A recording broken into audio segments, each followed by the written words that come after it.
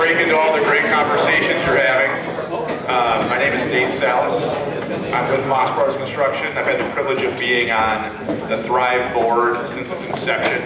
I lose track of how many years it's been, but it's been a while. That's a lot of bens in one sentence. We're excited about having you here this morning. And first of all, I want to say thank you. We know you're all busy professionals, but it's fantastic seeing a diversified group of community and business leaders that are coming together to have conversations and build relationships around a very important topic. I think we're all here because we recognize that we have, I use the word crisis when it comes to housing shortage, and it's a complex issue.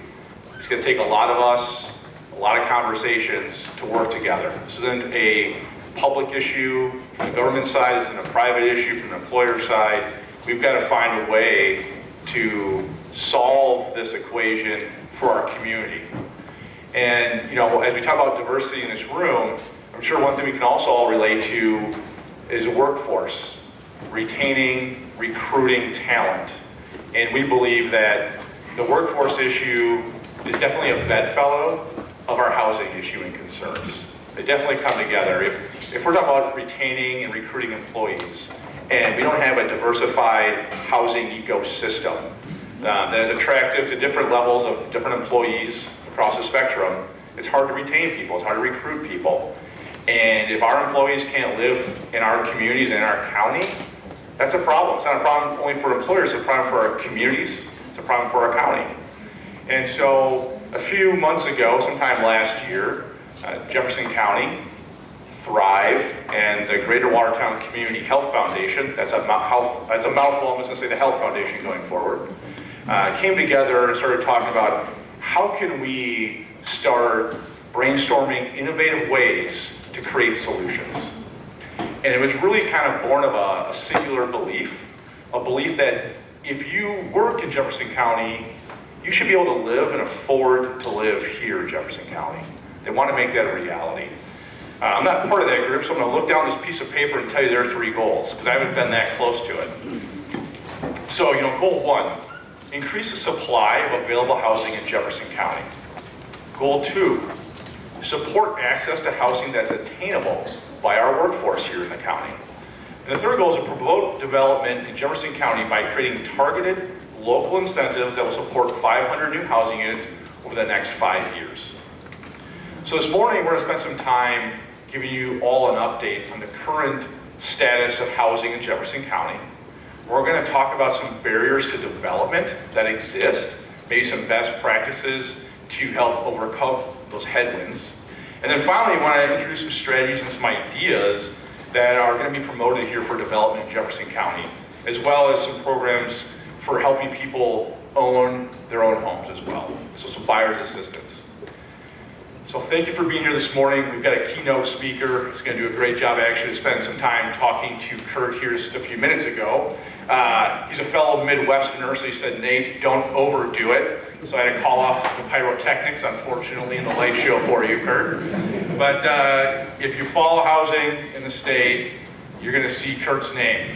He's I'd say he's a leading professional, and he knows so much about this topic. He's professor of urban planning at UW-Madison. And besides his public research, he's also authored 2 Dane County housing needs assessments. He has chaired the City of Milton's Workforce Economic Development, Workforce Committee, and does some economic impact analysis for WIDA as well. He's also the author of Falling Behind, Addressing Wisconsin's Workforce Housing Shortage to Strengthen Families, Communities, and Economy. And that was published by the Wisconsin Realtors Association. So please welcome Kurt.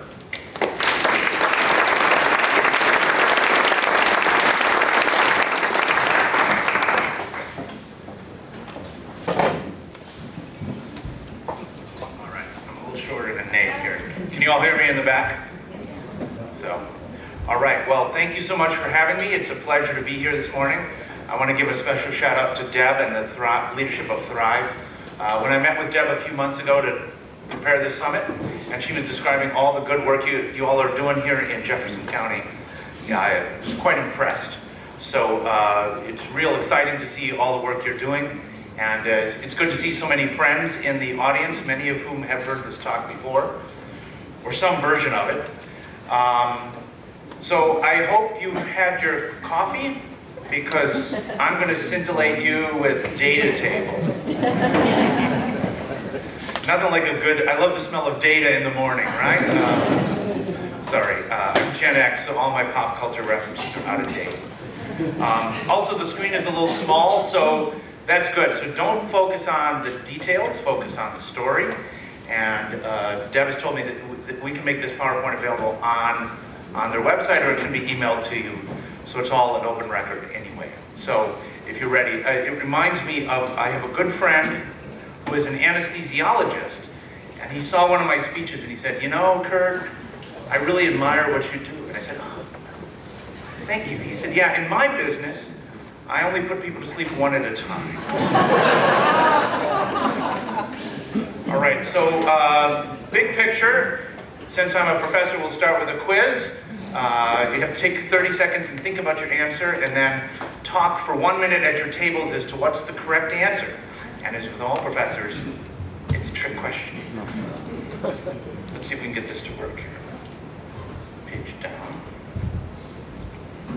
We are not advancing somehow. Oh, I need a slide clicker.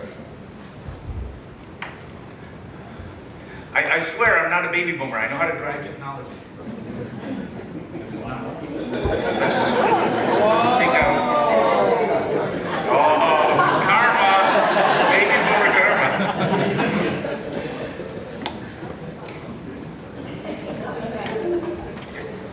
There we go. How many urban planning professors does it take to run through PowerPoint? All right, so thinking about prices and rents in your city or region in the next 10 years, adjusted for inflation, do you want prices and rents to be higher than they are today, about the same as they are today, or lower than they are today? So take a moment and talk in your table. So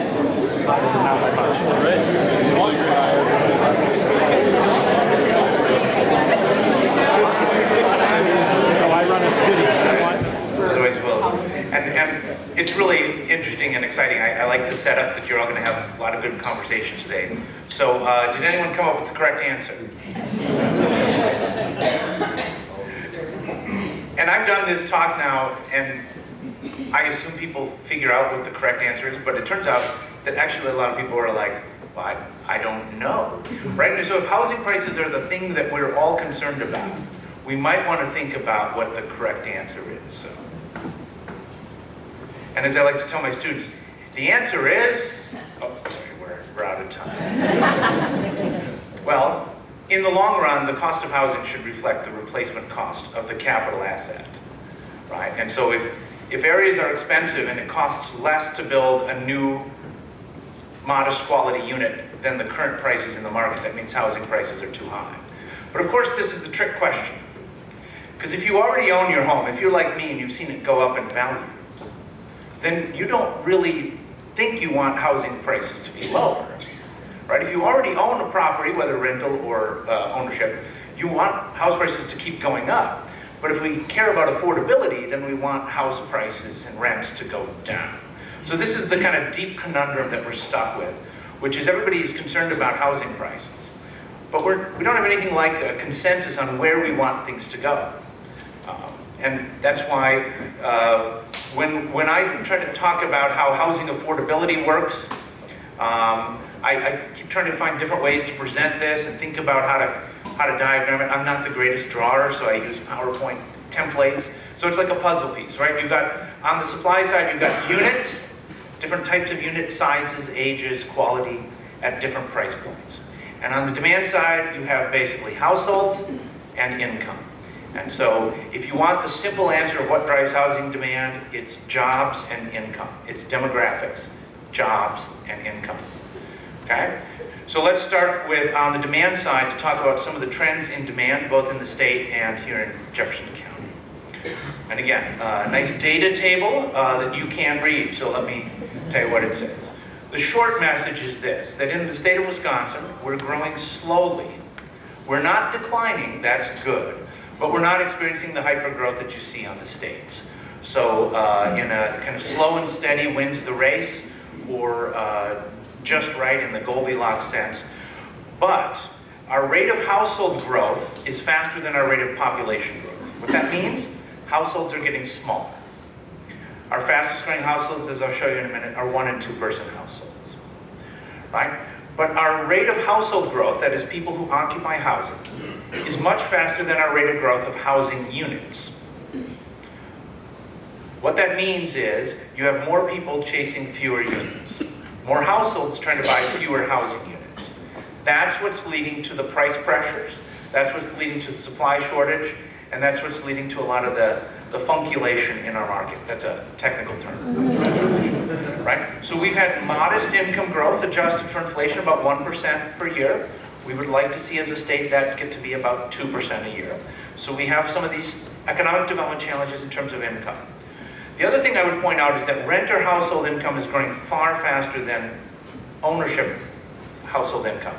And what that tells me is that we have a lot of what I call displaced owners. Households that would own a house if they could, but they can't, so they don't. And so they're in the rental market, and that puts pressure on our rental market, right? All housing markets are linked, because if you move into an area for a job, or if you're in an area and you want to move up or move down based on family size, right? The kid's age, you want to move down. You get kids, you want to get a bigger place, right? As you move around, if there's not a housing available at the price you want or the income level for you, you'll take the next available unit. So the squeeze really puts the pressure on the low end of the market. Okay? So here is the data for Jefferson County. Jefferson County, as you know, is not declining. It's slow growing. Slow and steady wins the race, right? Your household rate of growth, though, is far faster than your population growth. So again, you have an aging population, a declining household size. As we'll talk about later, that puts some interesting stresses on our housing markets. And again, your household growth has been faster than your housing unit growth, again, putting the squeeze on. Your household income growth rates have been good, and you see the same trends in Jefferson County, that renter household income is growing faster than ownership household income. All right, so what drives housing demand is household size. And you see that 1 and 2 person households in Wisconsin and in Jefferson County have been growing at about 1% a year, the average annualized growth rate. And we're losing or declining in terms of 3 person households, and then virtually no change in 4 or more person households, right? Whenever I talk about housing and demographics and supply, we need to bring up this point. Household sizes are getting smaller. The 1 and 2 person households are looking for a different housing unit product than the standard 3 or 4 bedroom suburban style house, right? Part of this is driven by demographics as baby boomers age and stay in place. But part of it is also driven by later household formation and fewer kids amongst the younger generation. So if the household size has declined, why do we still insist on a zoning and a housing product that is for a nuclear family with their own children, you know, the typical 4 or 3 bedroom house? Okay, in terms of age, Wisconsin is not losing our prime working age population. So this is 25 to 44-year-old households, the 4th and 5th categories there. But we are growing very slowly. So we have an average annual growth rate of attracting in or producing from within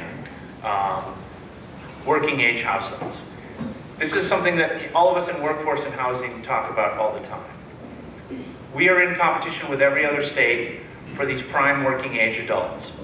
We are not losing them like some states are, but we're not gaining them at anywhere near the rate to replenish the workforce as people age and as people move, right? We're growing fastest in our oldest population, and this is a good thing, because as we like to say in demography, every year everybody gets a year older, or the alternative is you're dead. So when your population is growing, it means that people are not dying. So that's generally a good thing, right? So, but demographics drive workforce, demographics drive housing.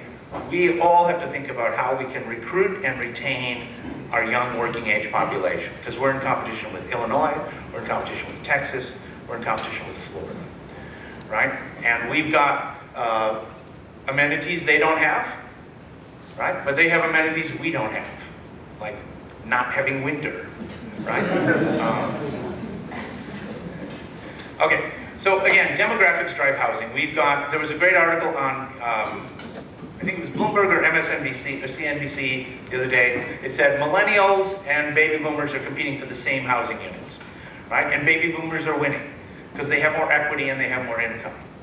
Our two largest generations are the boomers, as you can see there. They're staying in their housing units longer than previous generations, and these are mostly for good reasons, right? And then you have millennials, all at peak home buying age, and they can't find anything to buy, right? And so recruitment of the workforce also means if you're trying to recruit millennials, the 25 to 44-year-old household, they need to find a decent quality place to live. And it's not just the unit, it's the amenities, it's the schools, it's the same issues. Millennials are the same as every other generation. They just got kind of screwed by the economy at least 2 or 3 times. So, okay, millennials, they're not eating avocado toast sitting in their parents' basement. This is not the story we want to tell. Many of us are Gen X. We're just the boring people stuck in the middle. Nobody really cares about it. Right? But here's the key issue. Millennials are trying to buy the same housing units that baby boomers either are buying or already live in. And baby boomers are winning this battle. And in a tightened supply market, you have more people chasing fewer units. Millennials are losing out. And so millennials have options. We see this in the data that young folks are moving to more affordable regions, right? And so if you want to retain your workforce, you have to find housing for them, right? Housing alone won't solve a workforce shortage because there's childcare and transportation, right? But without housing near where people work, in high quality places that provide the amenities and the lifestyle that people want, you're just not going to be able to recruit and retain the workforce. And as County Executive Showman from Washington County said the other day at a summit, right? Retention is the new recruitment. You've got to keep your young people if you're going to grow your workforce.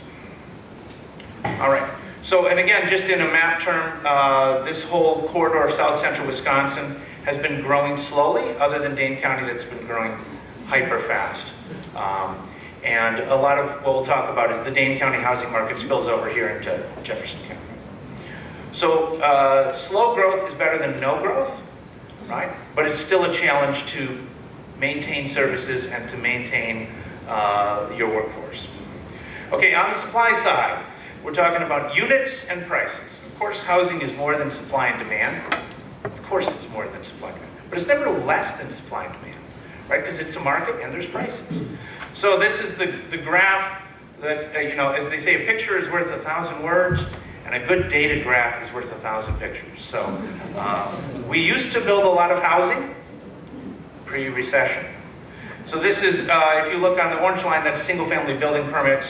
The green line is multifamily building permits. And the blue line is subdivision lots that you create by subdivision and then record with the Department of Administration. And in all of these things, we used to build a lot, the recession hit, and we still have not recovered. 15 years later, we've still not recovered. These are in terms of numbers, but if you think about it in terms of housing production per capita, or per 1,000 people, that's kind of the gold standard for us housing economists of housing supply. We currently build half on a per capita basis of what we used to build in this state. Or another way to think about this is the red line is Wisconsin for the Badgers, of course. And we used to build more per capita than the rest of the United States, which is the blue line. Then the recession hit, everybody went down. The rest of the country has rebounded partially. We've rebounded a little bit, but now we produce less on a per capita basis than the rest of the country, right? So something has changed, something went wrong, something needs to be addressed. Another data table you cannot see, but here's the main message. If you're adding population at a faster rate than you're adding housing units, you are underproducing housing units, right? And across all of our growing counties in Wisconsin, we have underproduced 26,000 at least in the last 15 years.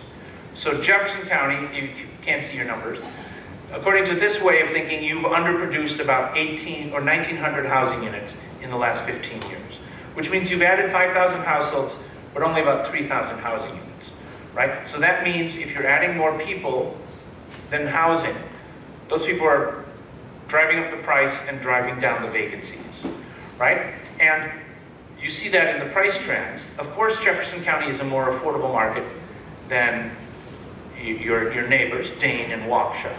I worked on a Jefferson County plan in 2007, and someone tried to say that Jefferson County is the meat in the sandwich between Dane and Waukesha, right? Right, we have this problem, less so in Jefferson County, but it's something to watch for, which is our largest job center counties have more jobs than housing, right? Waukesha, Brown, and Dane, Outagamie, that's Appleton, La Crosse, and Eau Claire, far more jobs than housing.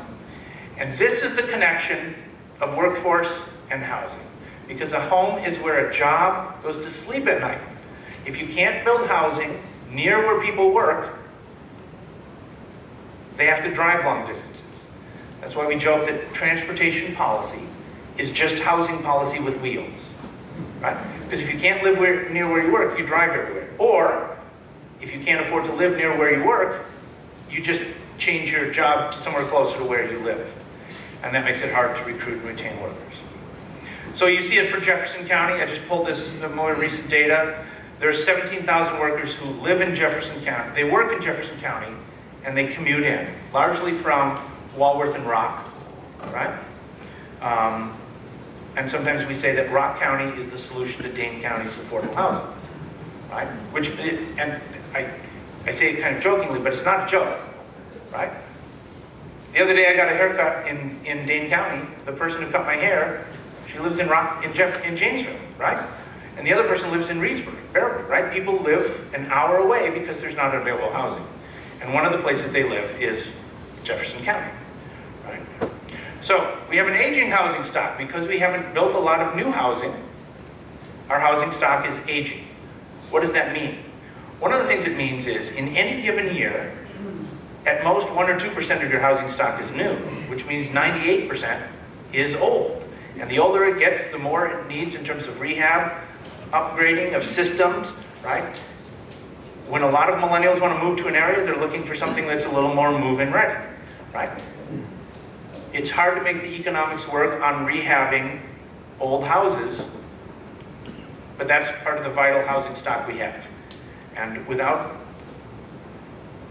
campaigning for or against any piece of legislation, there's a hearing later today at the State Assembly and State Senate. There are a number of bills that would provide additional funding for rehabbing of old housing, which you should consider looking at. I can't help you. Okay, before you build anything, you go to a bank, you get a loan. More than 70% of all domestic banks have tightened lending standards for construction and real estate and land development. So even if you had the zoning in place, even if you had the good concept plan, even if the city was on board with the design review and the planning, it's hard to get lending, right? We sometimes talk about building housing requires at least 4 L's, right? You need lumber, inputs, labor, lending, hard to get, expensive, and you need the land, you need the zoning. So unless you can work on all 4 of those elements, it's really hard to get a lot of housing built. Single-family construction costs are up 36% since before the pandemic, right? 36%. Multifamily construction costs are up 36%. And here's where I want to make it clear. Sometimes people don't really incorporate what this means. If it's more expensive to build new stuff, the existing stuff will also become more expensive automatically. Because the closest substitute to a new home is a used home, an existing home. When we say used, that's a car, used car, right? And the closest substitute to a used home is a new home. So people are still coming, they're still looking for housing. If they can't find something new, they'll take the next available unit. So when the price of housing to build goes up, all of the existing stuff also goes up, and you see that in the data, right? Construction employment in Wisconsin, any of you, right? I know Nate was, right? You work in a construction company, right? Everyone who works in any construction company, you have more than enough work, and you don't have enough workers. right? We still have fewer people employed in the construction of buildings than we did in 2006, even though our population has grown significantly, right?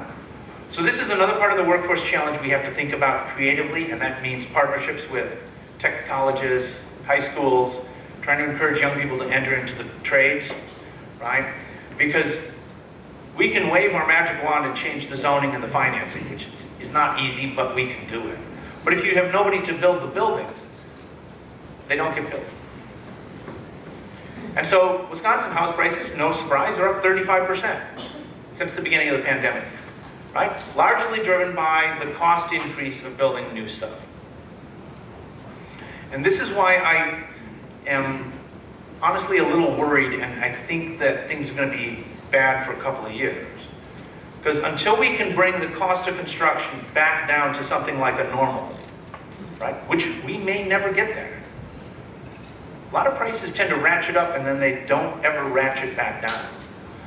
If this is the new normal, then that means that building anything new is going to be incredibly expensive.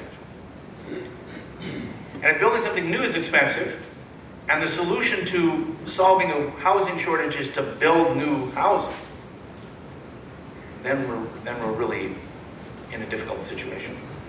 All right, so during the pandemic, that means we saw massive increases in median sales price. If you've seen this slide before, I had to go add Jefferson, because one of the things I've learned is Jefferson County is the 20th most populous county. So if I expand my data tables to include Jefferson, everything gets really small. So, but you got off easy because your house prices only went up 28.8% during the pandemic. So the median sales price as of the 2022 here in Jefferson County is about $296,000. Although I just looked last night on the Realtors website, and the preliminary data for April of this, April is a peak home buying month, your median sales price was $330,000. So, but again, that's a lot cheaper than Dane County, which was $417,000, or Waukesha County, which is $430,000. Okay, so put all the pieces together, you get housing affordability, interest rates are rising, you already know this, or as I like to say, interest rates are returning to normal. We had 15 years of really low interest rates. And by the way, I would say to the Fed, thank you. I'm part of the problem. I refinanced my mortgage during the pandemic at 2.875%. So unless Harvard calls me and wants to write me a big check, I can't afford to move, right? And that's also the problem is the people who already have housing, we've seen the prices go up on paper, but we can't afford to move. Even if you could build a nice townhouse condo. But listen, I'm in my early 50s, but my kids are going to graduate high school soon, and I'm thinking, I would like to move somewhere where I don't have to snow, I don't have to shovel, and I don't have to mow, right? But none of that product exists. Even if it did exist, it's expensive. And even if I could afford it, the mortgage is really expensive, right? So in many ways, the baby boomers who might be the demographic that would want something to move down into are kind of stuck, right? Because you can't afford not to stay in your own house. So in many ways, we are stuck. Okay, here's one way to think about what rising interest rates do to housing affordability. If you take the median priced house in Wisconsin a year ago, February, versus this year, February, the median house price has gone up, the monthly mortgage payment has gone up, so that the income you would need to buy the median priced home jumped up $20,000, right? So how many of you, your income jumped up $20,000 in the last year? Don't raise your hand, because then your friends are going to be asking for a loan, right? So this just makes interest rates and house prices is the double whammy. And then we say the triple whammy is, and the rents that you're getting now are also up. So it's really hard for young people to save for a down payment to buy a home. So that's why I'm excited to hear about various sorts of down payment assistance programs and help for workforce. Okay, we have very low vacancy rates in Wisconsin. You already know this. Our homeownership vacancy rate in this state historically ranged between 1% and 2%. For the last 6 quarters or 8 quarters, it's been well below 0.5%. There's just nothing available. And that means housing affordability has declined. So housing affordability is the ratio of the price of housing, is the ratio of the price of housing to your income. right? So you can either bring down the price of housing or bring up your income if you want to improve affordability. Okay, what does this mean? This means that for our youngest age groups, again, the workers we're trying to attract to build, retain, and recruit a workforce, had a significant drop-off in home ownership rates from before the crisis until today, right? And our rate of decline for young people owning homes was much faster than all of our neighboring states, right? So something has gone wrong that we need to try to fix. Because again, people have options. If you have jobs open in your community, I hear from economic developers all the time around the state. We have jobs open and no one to move here. Well, part of it is housing, right? Housing's not the only issue, right? Transportation and childcare also matter. But if someone comes looking for a job and they can't find a decent place to live at an affordable price, they have options, they're going to move somewhere else. Right? And of course, we have to point out that there's tremendous racial disparities in our state, and so this housing crisis, this housing affordability crisis, significantly, disproportionately impacts African American and Hispanic households. And so the black home ownership rate in Wisconsin is 28.6%, which is the 6th worst in the nation. It's atrocious. It's morally offensive. And when you don't build enough housing and you don't think about housing affordability, it's not people like me who get hurt, right? I have adequate income, I own my house. What housing crisis, right? This is also one of the reasons why the politics of housing get complex, because the majority of people already living in your community are thinking, what housing crisis? I'm fine, right? Everything's fine. So I'll finish up with 2 things and then we can take a few minutes for questions. So what this means is that we have the highest rate in Wisconsin of our lowest income households who own their homes, who pay more than 50% of their income to housing costs. So if you think about how it is that someone could own a home with that low of an income, we're mostly talking about seniors, people who were able to buy the home during their working years. They paid off the mortgage, but they still have property taxes, insurance, and utilities, right? So this is clearly both, we have an aging population and an aging housing stock. So even though part of the solution, we have to build a lot of new stuff, we have to get really creative at helping people rehab, upgrade the older housing stock. And that's everything from energy efficiency to reduce your utility bills, to installing universal design and accessibility as people age, to helping people repair roofs and HVAC systems. You know, during the pandemic, we had the Homeowner Assistance Fund from the state. And you see in a lot of the data just the tremendous need people have just for $6,000 to fix the furnace or $10,000 to fix the roof. And oftentimes, older households with fixed income can't afford to do those repairs. And so they don't do the repairs, the housing continues to deteriorate, and then when they eventually come to sell, young people want to buy that house to move in, and the economics don't work because it costs a lot more to bring the housing up to modern standards than it would be worth. Okay? And of course then for renter households, there's a significant cost burden, and we have the highest rate of cost burden for our lowest income workers. And I just want to remind people that when we talk about housing affordability for low-income folk, we're not talking about, we are talking about people who are in your workforce, right? These are people that serve the food, clean your offices, you know, do a lot of the labor that without which our economy would completely collapse. It's, you know, the people who cut hair, it's the people who take care of your children, it's the CNAs who take care of mom and dad in the nursing home, right? These are people who are not earning a lot of income, but are vital to our workforce. If we can't find a way to also build housing that's affordable to them, well, again, they have options, they can leave. Or they have to live an hour away and drive. And again, that's anyone who runs a factory or a business where you need people to show up on time knows it's really hard if your workers live an hour away, because there's this thing called snow and traffic, which can tend to cause problems. So that's my main talk. I'll leave it for questions. I'm just going to leave you with a thought, which is that what you're all doing here at Thrive and in Jefferson County, you're actually ahead of the game compared to a lot of counties around this state. So I'm really excited to hear more about what you're doing. And as I look around the room, you have a tremendous number of people here who have the resources and knowledge who can really help you think more creatively about what you're doing. So with that, I think we have 10 minutes for questions. I don't know how we want to do this. So if you have questions, please raise your hand. We have a mic. Any questions? Put them all to sleep. There we go.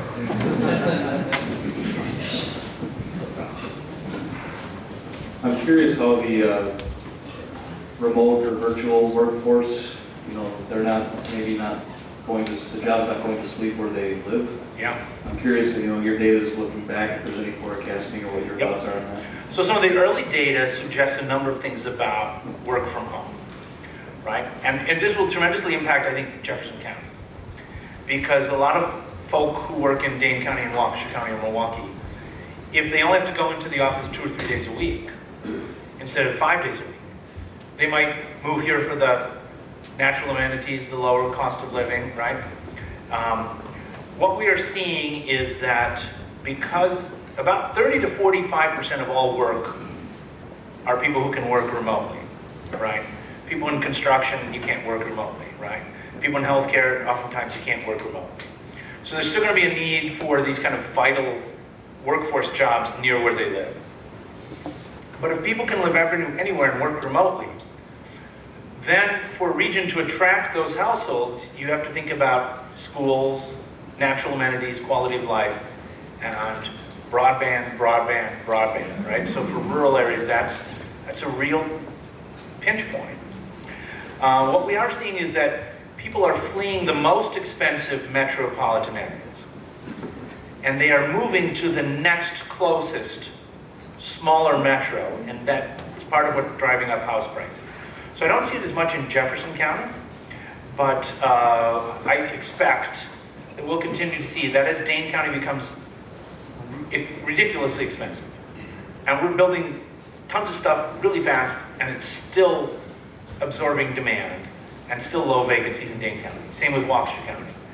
That you will start seeing probably more pressure on your housing market for people to move here to work remotely.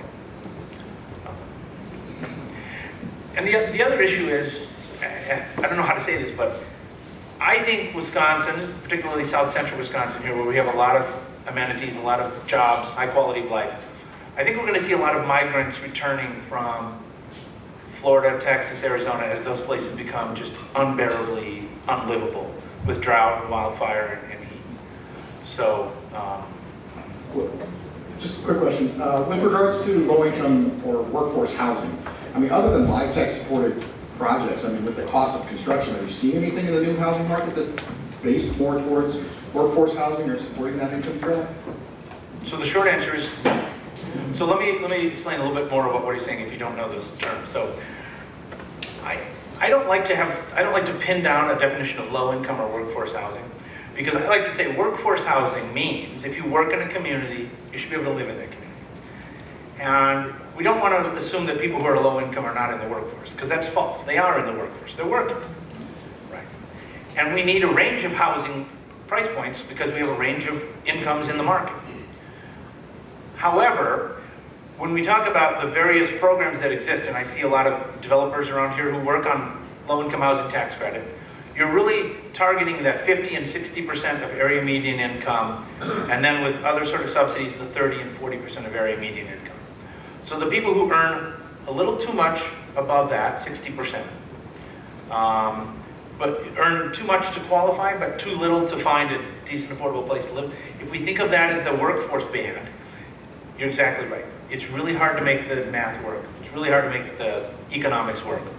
So again, I'll just point out that the legislature is currently considering, in fact, they have a hearing starting at 9 o'clock, a number of bills that would provide additional funding for development at that workforce housing price level. So up to 100% for renting, 100% of area median income for renters, 140% for home ownership. Right? And that's of course the challenge, is that middle of that market, because we sometimes call that the big squeeze, right? You build new housing, it's always going to be at the top end of the market because housing is expensive to build. that absorbs your demand for higher income households so that they're not putting pressure on the middle of the market, right? But there's still always going to be a shortage of, right? I always say in Dane County, that middle income house price is around $300,000. So if any of you could figure out how to build new housing at $300,000, you could sell 25,000 of them yesterday. We could build them all and they'd all be filled up, right? Obviously that's not going to happen, but yeah, it's a great question. It's really hard. So, and except I see Ted Mack, ask him that question. He'll figure it out. Well, you're in a double company. Go ahead. We're also confronting, I think, an increasing crisis, not just of a lack of units that still need to be built, but people who are increasingly being displaced Yep. because of rising rents, and who are then being forced into homelessness, many of whom are families and who have no place to go. And not through the fault necessarily of the landlords, but who have, well, themselves have increasing pressures and needing to raise rents because of economic pressures. And frankly, very serious safety and substandard housing conditions in existing rental housing, much of which is aging and not code compliant. And the need to increase the standard of housing of our existing stock, so that families, many of whom include very young children, are not living in unsafe conditions, and no funding for any of that. Yep. And I'm glad you brought that up, right? Because if you're a landlord and you own a property and it's old and needs reinvestment, you're going to borrow money for that. You have to raise the rents to get it back. So if we want to improve the quality of housing without raising the rents, that's going to have to come from some foundation or nonprofit or government subsidy. You're exactly right, right? Because if you have 100 housing units in an area and you have 200 people who want to live in that area, the people who are going to get that housing are going to be the higher income. So the squeeze trickles down, and in the most extreme case, people either double up, or they move out of the region, or they become homeless. Yeah, so especially in our high-cost markets, I just co-chaired the Dane County United Way Homeless Services Study, and I mean, it's grim. Kurt, Ted Mankum, and I'm a developer with Corbin Company. We do affordable housing. And what Kurt said is he laid a great bed in terms of data, and the story is, and the short message is, the housing market is broken right now. That you cannot build housing that Jefferson County needs.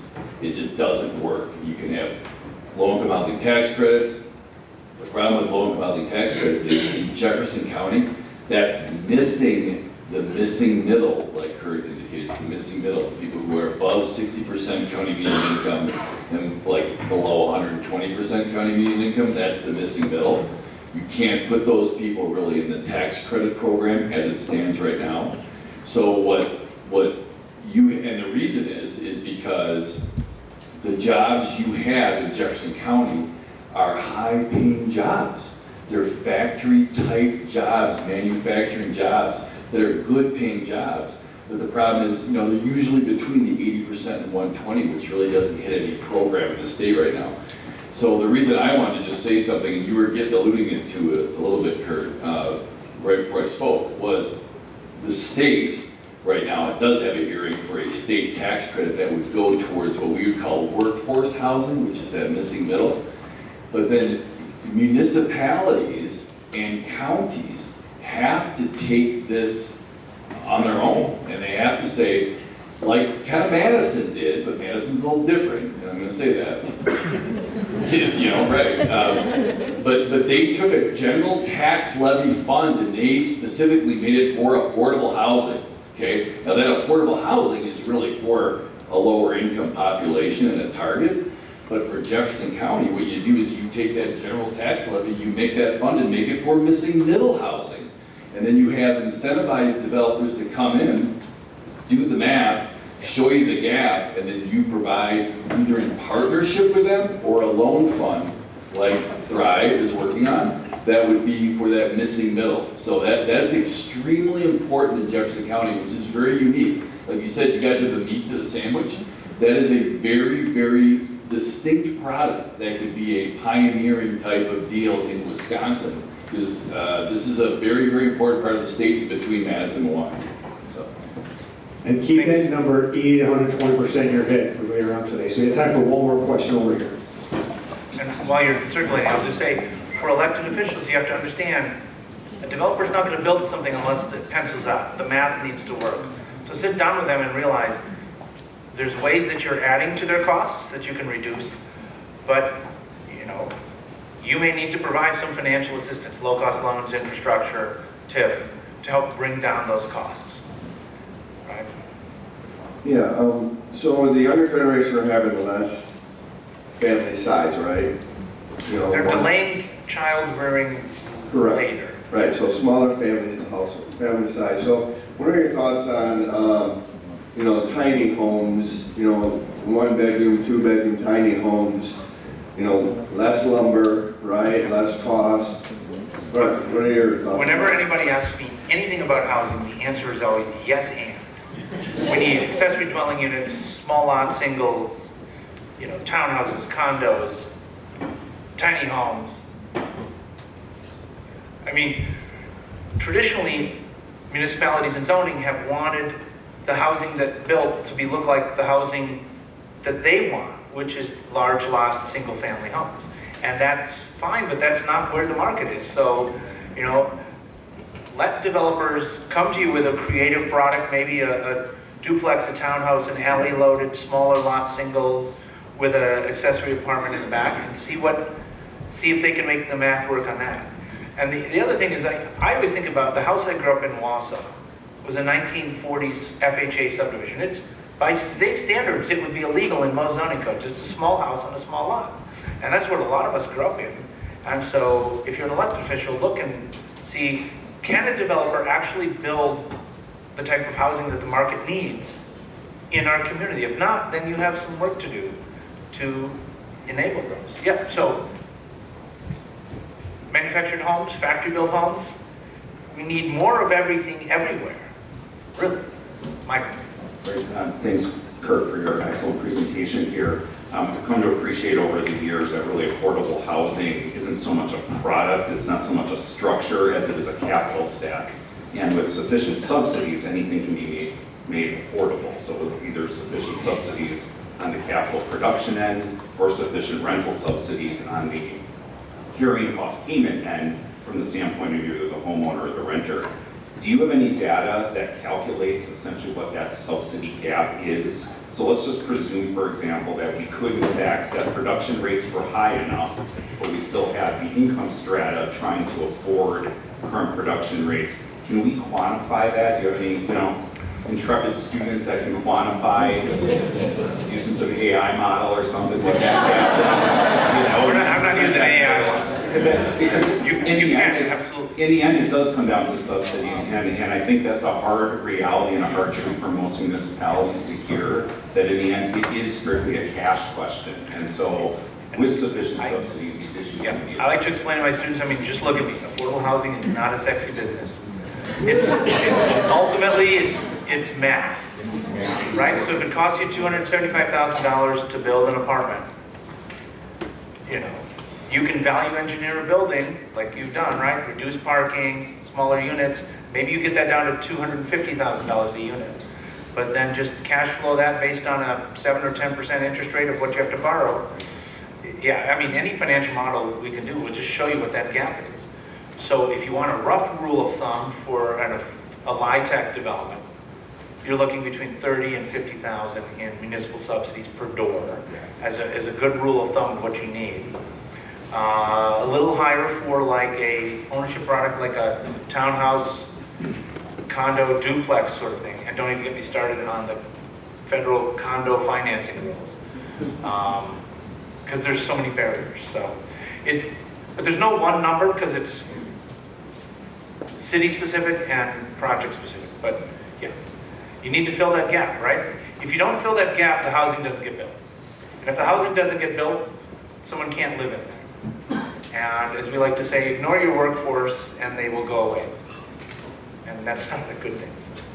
So thank you, Kurt. We appreciate your time.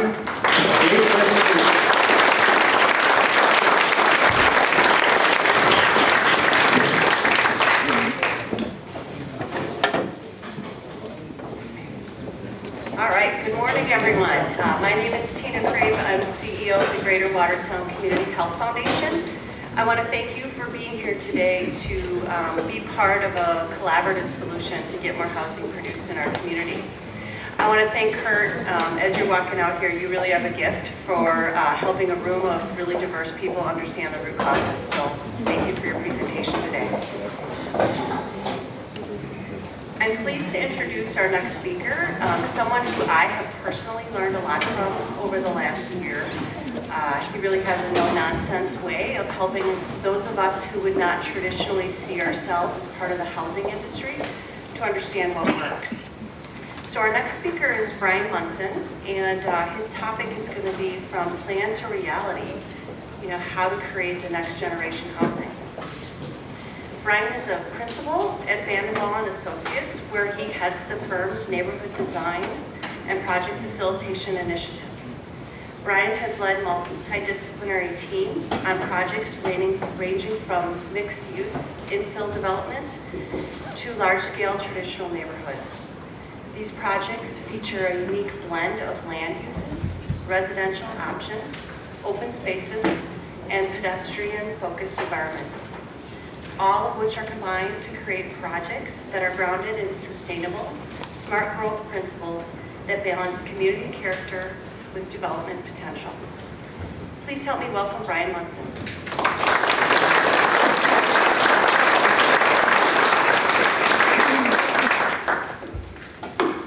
Well, thank you and good morning.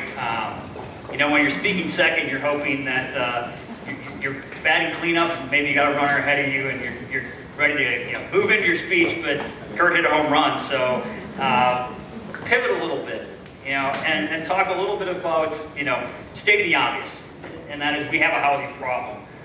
We have a housing problem in Wisconsin, in the region, in the country. This isn't unique to what we see here. It's affecting everything. And that's, as Kurt well stated, it's undersupply, it's rising costs, it's limited options, rising interest rates that are impacting every single community and every single buyer and every single workforce.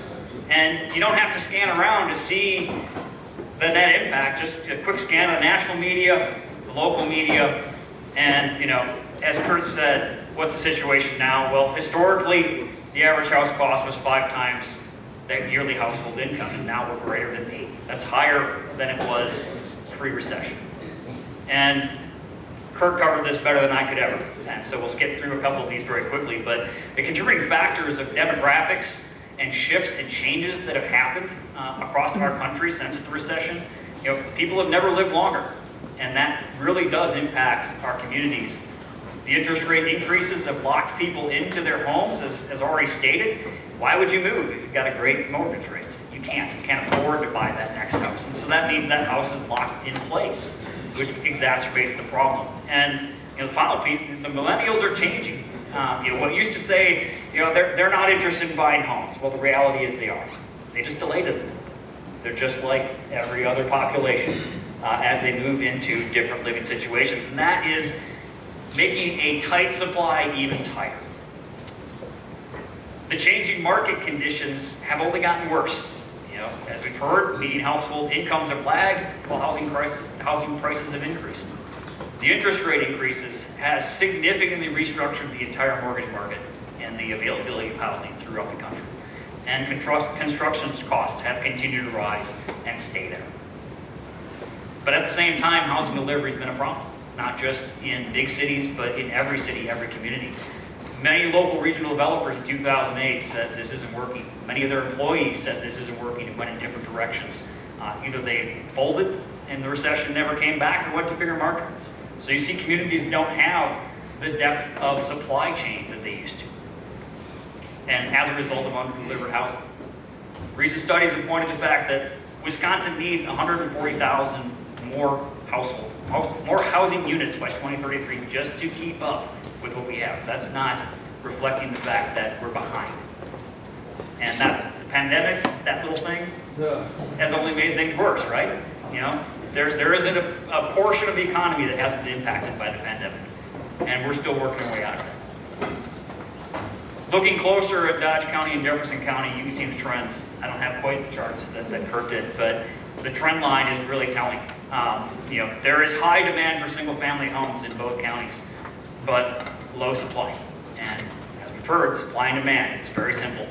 That is only driving prices up, increasing rent prices, and increasing home appreciation, which is great if you own your house, right? You know, that's what everybody wants. They want their house to go up. But then when you look at what impacts that has across the market and availability for housing, the mismatch just gets worse. Closer in, looking at a recent study from last year at the city of Watertown. You know, every single community could replicate this. You see the city needing to supply housing across the full spectrum, where you have high demand for owner-occupied and rental units, but low supply. And more specifically, low supply in the types of housing that we used to build. You know, the image of what is development, what is housing, changed significantly in the last 50 years. If you go back and look at the history of our communities, go back and look at the oldest parts of those towns, they look a lot different than what we tend to build in those communities today. So, now what? This is where I can pivot a little bit and you know, not cover some new ground, hopefully. So what can communities do? And I want to focus in on three strategies. You know, first, plan for change. Then second, find out why what you want isn't happening.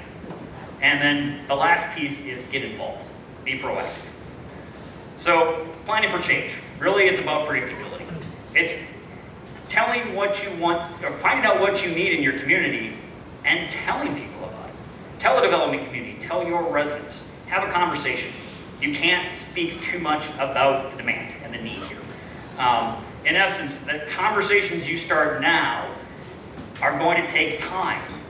This doesn't happen overnight. You need to have plans in place that speak to and address the needs that are currently at the table. And many communities are starting that. On the upside, many of the regions have too. So great leadership by Thrive in the state, plans have been adopted that start to identify the need for looking at housing differently, about having diverse solutions at the table to try to address the mismatch between what our employers can pay and what our residents can afford. Locally and regionally, Dodge County and Jefferson County have great plans in place too. But that's not enough. That has to filter down to individual cities' goals and plans. So looking at the city of Watertown as another good example, you know, you see a comprehensive plan that speaks to all the needs of housing. And it's really critical that we take that next step of translating our plans and ideas to the geography and reality of the community. We need to get into the details, and sometimes this can get long. It's a long, difficult conversation to translate those comprehensive plans down into the geography of the sites and start to lay the framework for the conversations that need to come. Because without that support at the local level, nothing's going to change. The developers can come to the table, but if you don't have a plan that already says what you want, the mismatch is only going to get worse. So as I said, two key elements about that planning piece is over-communicate. Have that conversation, because when people, again, to borrow after what Kurt said, when people think about housing, they think about where they are today. But the reality is that where they are today is different from every single person in this room. It's different for every single person in this community. Everybody has different housing needs based on where they are in the life cycle of housing. Whether they're a renter, whether they're a buyer, they approach housing based on their own personal experiences and needs. And we need to understand that everybody's personal experiences and needs are different. And we need to start delivering housing that matches up with that need. The second is make a plan and stick to it, because it's not going to happen overnight. So, the next step, how do we remove the barriers? The really fun stuff. Not the charts, but the long, tedious zoning documents and subdivision ordinances and processes that we put development through on a daily basis.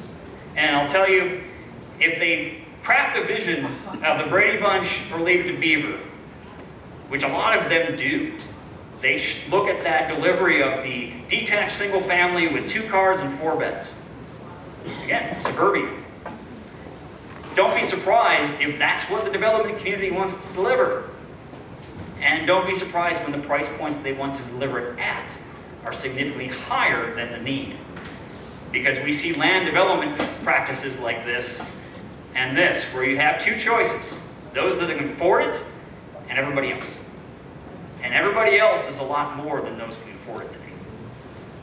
Where you have choices between living behind a garage or a barrack, you know, your choices become bleak, and your choices become move, and disconnect yourself from where you're working. Great line. Where working goes to sleep. That is absolutely true, because mobility in today's market means that people with choice will drive because they can afford it, or drive or move because they want to. And our communities have to adapt. And also, not just to pick on this on the zoning folks here in the room, subdivision ordinances are a critical component as well. Because delivery of housing isn't just the sticks and bricks it takes to build the house. It's putting all of the package together. It's how long does it take? It's what steps do you have to go through, and what infrastructure do you have to deliver to make it work. And so if you're building streets like this where I can park sideways and everybody can still get by me, you need to rethink your infrastructure costs, because you've got about 8 feet worth of extra pavement here that somebody paid for it. And I can tell you, developers don't pay for anything. They simply pass it down the line. So the buyers paid for it, the community paid for it. They paid for it twice because eventually they're going to have to replace the street. So think about how what the infrastructure you're building impacts the affordability of that house. So what do? How do we approach zoning in a different lens? And this looks familiar because actually it's in the pamphlet. It's a graphic we created to talk about how you create a sustainable, diverse community. And it starts with one size doesn't fit all. We used to build housing in our communities that responded to the needs of everyone. But we've gone away from that and responded to the needs of those that can afford it. And created a vision of suburbia in a lot of communities that doesn't match up with the needs of today's people. And as we've heard tonight, or this morning, the demographic shifts and the household size changes partners up with desires. A lot of households aren't looking for 4 bedrooms and 2-car or 3-car garage because they don't have that need or that desire. They're looking for different formats of housing than we have historically built over the last 40 and 50 years.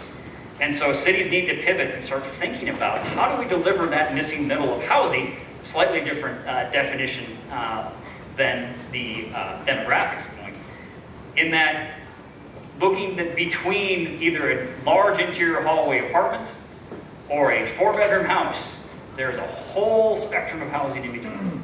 And that is where there's a lot of gains to be made. It's looking at smaller lot single family. It's looking at twin homes, townhomes, duplexes, 4 units, the whole menu. The whole menu that we typically haven't built. Going back and looking at that as an opportunity to deliver housing that matches up with the price point and the format and desire of our residents is important, because integrating diverse housing types into your community is going to allow you to appeal to more and more of your community because they're already there. And they're already there because they work there. They may have a house that is more than they can afford if they're able to find it, or they may drive to your community. But by restructuring your zoning code to allow, change it from illegal, change it to allow and permitted by right, the full spectrum of housing, you can then begin to expand the housing choices and options that you can deliver to those folks. One thing we always want to point out on this is that, you know, just like one size doesn't fit all for housing formats, one solution won't fit all for all communities. So borrowing heavily from Madison, Milwaukee sounds great. There's a lot to learn from those communities, but it's not going to work everywhere. So we need to think about how these fit into the context of the community themselves as well. So making sure that the neighborhoods you're proposing advance the overall character is going to be one technique to develop the interest and support for continuing down the line. Because I can tell you the first step in this direction is going to be scrutinized very closely. And that's where those conversations are going to help address the concerns that have been raised. The other thing that we're talking about is looking to reduce demand for resources. And this isn't necessarily just from sustainability. It's looking to use the resources you have efficiently. looking at your streets and making sure that you're creating a density that helps pay for those streets, but also leverage the streets you have to build. One of the things we talk about, we say, hey, we're going to go from a 90-foot wide single-family home to a 40-foot wide alley-loaded single-family. And they're going to say, well, why, right? Well, a couple key pieces. We're able to bring more houses on the same linear footage of streets. We're able to utilize that street cost, which is almost the same, a few more laterals, and spread it across more homes and bring the per house price down for delivering the infrastructure. So thinking about the interplay between density, infrastructure, and housing prices is an important piece. The third action, as I said, start here is to be proactive, for communities to start getting involved, because housing is the new economic development frontier. The old adage was, we'll go out and we'll find jobs, right? We'll attract employers and that will grow our community. But more and more today, employers are saying, well, that's great, but where are my employees going to live? Can they afford to buy a home here? Can they set down roots in your community, become part of your community? Because if they can't, retention becomes the problem. Because, as we've heard, they're going to look for a job that's closer to home rather than continue to drive. The second piece of this is market forces are pushing against the solutions. Prices continue to go up, and that hasn't changed. So we need to find ways to get creative and work with the development community that we have. And I will say that developers are good at what they do, and they're largely hesitant to change course unless presented with an alternative that really helps make financial sense. They're going to look at the bottom line. We need to make sure that we're having conversations with the development community to make that happen. And then finally, communities need to get involved. And there's many different ways. And so what I'd like to do is take the last couple minutes here and talk about 3 different examples of communities and case studies of projects that have approached solving this from different lenses. The first of which is Fort Atkinson, and Rebecca is here. I appreciate seeing her this morning. This is an example of a community taking charge of the market and leadership by a community. Fort Atkinson started off down this road by analyzing all their plans. What did they say they needed? Looking at the market to understand what the market needed. And then removing the barriers, so rewriting the zoning code, rewriting the subdivision ordinance, taking an official map to understand that they needed to be proactively involved. But it still wasn't enough. They recognized that what the market wanted to deliver didn't line up with what the market needed, what the community needed. So they went out and they actually bought a site. They found that their first one didn't work, so they kept looking, but they found a site on the Banker Road property and had to borrow to purchase it. But they knew that they had to get involved because by controlling the site, it gave them the ability to begin to attract the kind of development that the development community wasn't delivering. They then took the step of developing a very detailed development plan for that site, matching vision for the site to the geography of the site. And that's a very important step, because if all we do is throw out visions and ideas and blanket densities, that's not necessarily going to line up with what the site could actually produce. So looking at this individual site, they recognize there's an opportunity for the full spectrum of housing. We have some move-up and luxury housing where the topography and the woods were. We have opportunities for some entry-level workforce housing adjacent to where some of the flat sites were, and some multifamily housing integrated into it. They then took this plan and went out and recruited developers. Glad to see some of them here. And are working with HTG and Cedar Prize to move forward with the project as of last year, with a target of groundbreaking in 2024. And I would also note that the land use applications for portions of it have been submitted. The second example is leadership by a county and leadership by individual communities within the county, and that's looking at the Washington County example. Washington County recognized that they were developing housing, but it wasn't matching up with the needs of that next generation. It wasn't affordable for folks to have their children stay in their community, and that they were being priced out. So they needed to be proactive to retain their homegrown talent. They needed to be able to make it more welcoming for the different types of incomes that they had in their community. And their goal by 2032 was to provide 1,000 new owner-occupied housing units available, for 75% of which would be below $320,000 and 25% below $420,000. That structure was done intentionally to help recapture some of the costs so this could then roll forward and become a self-sustaining project with a goal of overcoming homeownership problems. So what does that look like? Sounds like a similar theme, but smaller house sizes, smaller lot sizes, narrower lots in a variety of different formats. From that program, they then looked for partners and pilots within the county. One example being the Village of Jackson pilot project. This is a 20-acre site owned by the village just south of their new municipal building along Spruce Street in a tax increment financing district. And the next generation housing program is supporting this through $2.4 million worth of incentives to offset the cost of development. And the city is taking the charge by planning and reaching out and developing relationships with the development community to create a parcel that includes single-family homes on an alley, twin homes, and townhomes. So on 20 acres, they're getting 101 total housing units. So a very good return for the amount of infrastructure that has to go in. And happy to report that just last week, groundbreaking occurred with moving into home construction targeted for later this year.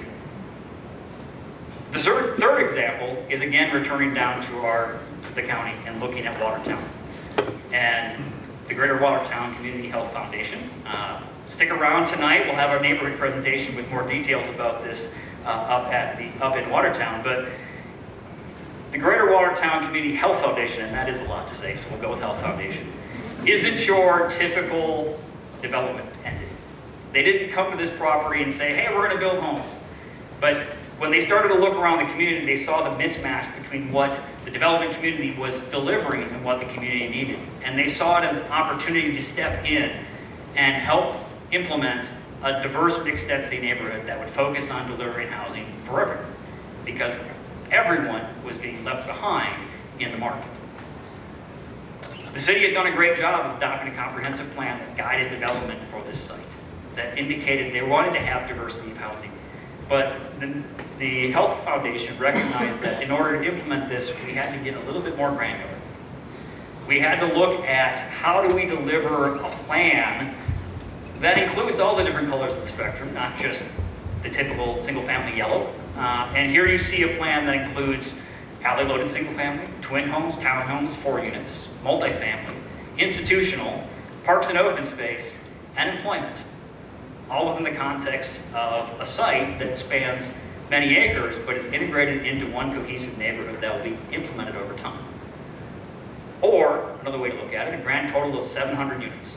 So a significant influx of housing. Now this isn't going to happen overnight, but it is going to change the needle by really focusing on underserved housing types. And that's really the key piece. Again, we go back time and time again to the need to think differently about how we deliver housing. Open up that palette book and understand that people need and want different kinds than just the traditional suburban model.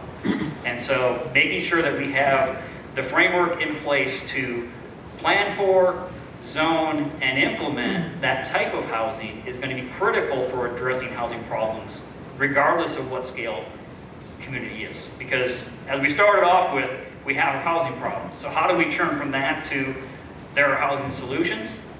Well, last 3 closing points. One is think like a developer, but act like a city. And by that I mean, think about how you are deploying the capital that you have, whether that's land, whether that's incentives, or whether that's implementation. Think about how you can efficiently, effectively use that to move the needle on the housing crisis.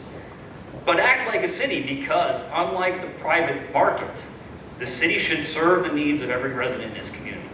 It should be looking to find ways to bring them all home and give them choices within that community to serve, and make sure that the model of development that's being implemented supports them. And the second piece of this is returns are not always financial for a city. There are different ways to measure success. Success is retention of your employees. Success is support of your institutions, such as schools, with healthy growth. And success can be tax-based as well. But at the end of the day, if you've started to move the needle towards addressing the demands of housing within your community, that's going to be a success that is long-lasting. And the final recommendation is make a plan and stick to it. This isn't going to happen overnight. We didn't get here in the span of the last 2 years, despite interest rates going up significantly. The foundation for our housing crisis began many, many years ago. And it's going to take time and effort. And that's where we go back to that adage of over-communicate, talk about it, get people to understand that housing is integral to the health of our communities. Housing is integral to absolutely every aspect of our society. And we need to start thinking differently. We need to start taking action and encourage people to step to the table and make that action happen. So with that, I will take a few questions. Any quick questions? Time for about 2. Thank you, Brian. To your last point about cities getting involved, I feel like I've heard that there have been some that instead of going the TIF route, which you can drag out 20 years, they've purchased property and maybe gotten a project done in 5 years, but they use some municipal bonding. Are you seeing any examples like that? Yeah, the Fort Atkins is a good example. They used a complete blend of different approaches, either ARPA funds, direct discussions about direct contribution of infrastructure, where the city will be potentially rebuilding Banker Road through the site, extending utilities to the site. Really, it's approaching that capital stack differently and saying, okay, we've got some levers as a municipality that we can pull, either land contribution or infrastructure or financial assistance that can help move that needle a little bit. Because it really does take dollar inputs, real dollar inputs, to make that affordability gap smaller.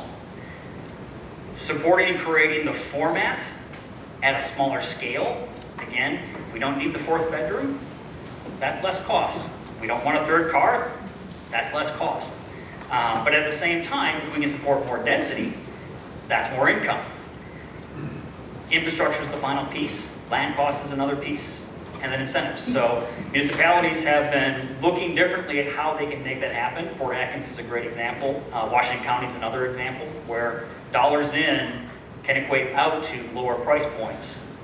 I would note that takes some negotiation at the developer's agreement stage, so that it's not simply a pass through the developer's bottom line, but that it passes all the way through to that buyer. But there are mechanisms that communities can significantly move the needle on, and if they think differently about it, can help address the issues. This is kind of for one, being a millennial that is a family of 5, we do have 2 incomes. We are apartment, we're renters. Because we have 3 children, we cannot go to a 2-bedroom because of that. But rent in Lake Mills, if you go anywhere, it's a couple $1,000s. And right now, everything, food prices, with all of these new all of the developments, what is the price point on that? Is it going to be a couple $1,000s? Because, I mean, we're lucky that we're making a little bit more, but we're still paycheck to paycheck. How, there's so many that are not making it. Absolutely, and the biggest challenge is that the most affordable unit is the one that's already there. And typically people will think of existing homes and new homes and miss the interplay, because sometimes when we're building new houses, what we're doing is offering an opportunity for the resident in that existing home to move to a different format that matches what they need, leaving that existing home to cycle back into the market and open up opportunities. That's been challenged by the mortgage rate changes, where people are locked in place, where they'd move if they could buy that new house, but it doesn't make financial sense. So we're both cycling the existing market by bringing new product onto the line and opening up opportunities that match more with the household needs. But then at the same time, if we diversify what we build, we're going to broaden the choices so that it's not just that 2-bedroom apartment that doesn't work quite so well if you've got 3 or 4 kids, or the 4-bedroom large single family that's priced way out of the range. It's finding a way to deliver housing that's in between and giving choices back to the market and giving options for people to find the housing that matches both with their income, their family size, and their desires. And that's going to be what really helps adjust that and give that opportunity for people to move within the market stay within their community that they've got ties to, build equity over time, and broaden that market. Because again, housing is a point-in-time reference. The needs of someone right out of high school and college are significantly different than the middle of the market to the luxury end of the market to the move-down market. But yet we've kind of put everybody into the same basket if everybody wants that detached single family, when that's not the case. Open up the pallet book, open up the options for people to buy and find housing that matches with where they are, and allow that to cycle in a healthy way will only strengthen communities over time and give choices that match what they can afford to what they want. Facilitator for today's panel. There was a couple of things that I knew about today's event. One, I knew that our summit sponsors are as good as you get when it comes to organizing an event like this. I also knew that there was going to be a tremendous turnout. We've got over, I think, 100 folks here today, Tim? 100? Wow, okay. Just like a developer, you can't count. And so I knew that our agenda was going to be exciting, provocative, and certainly timely, especially not only here in this marketplace, but really frankly across the state and then also across the country. But I can tell you what I did not know was that the funniest guy in the room was going to be a professor from UW-Madison. Thank you for being so entertaining and informative. So, for those who don't know me, my name is Randy Roth. I'm the CEO of Endeavor Corp. We're a national development company. We do projects all over the country. We do some housing, but we do a lot of commercial real estate development. And so we've got a pretty good perspective. My personal background actually makes it pretty worthwhile for this panel because I actually have a master's degree in urban planning from the state's #1 planning school, University of Wisconsin, Milwaukee.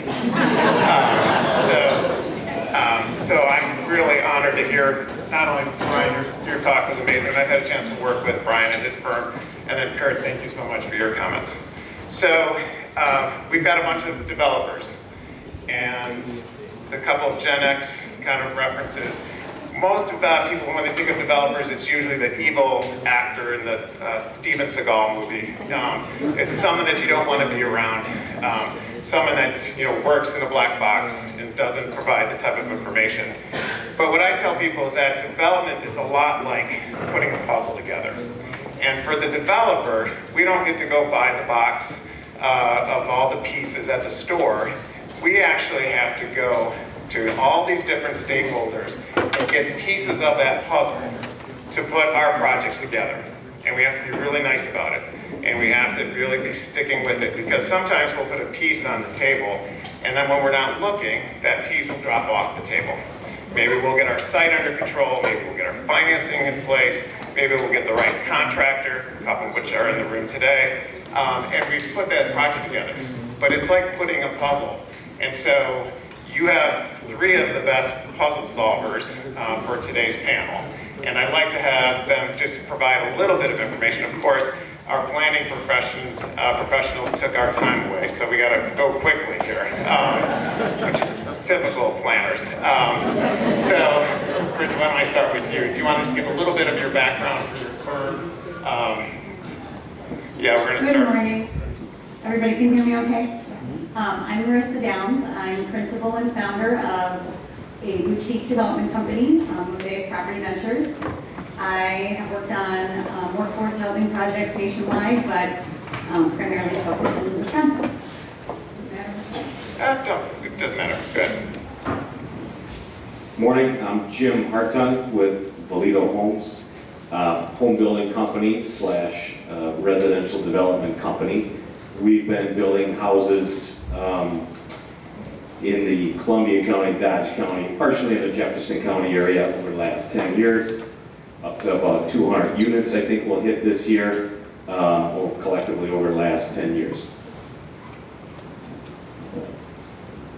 Thanks. I'm Ted Matcom. I'm the Wisconsin market president of Gorman & Company. We've been an affordable housing development firm for about 38 years. I do all my work in Wisconsin. We're multi-state, but I do everything in Wisconsin. So Ted, we'll start with you since you got the mic. Obviously, everyone understands, and we've got it sort of reinforced statistically, but currently our markets, both on the commercial side and the housing side, we're facing some challenges. So what do you see from your firm's perspective, sort of the main challenges that you're facing as you're putting a project together? Well, I think one data point that Kurt had stated is inflation.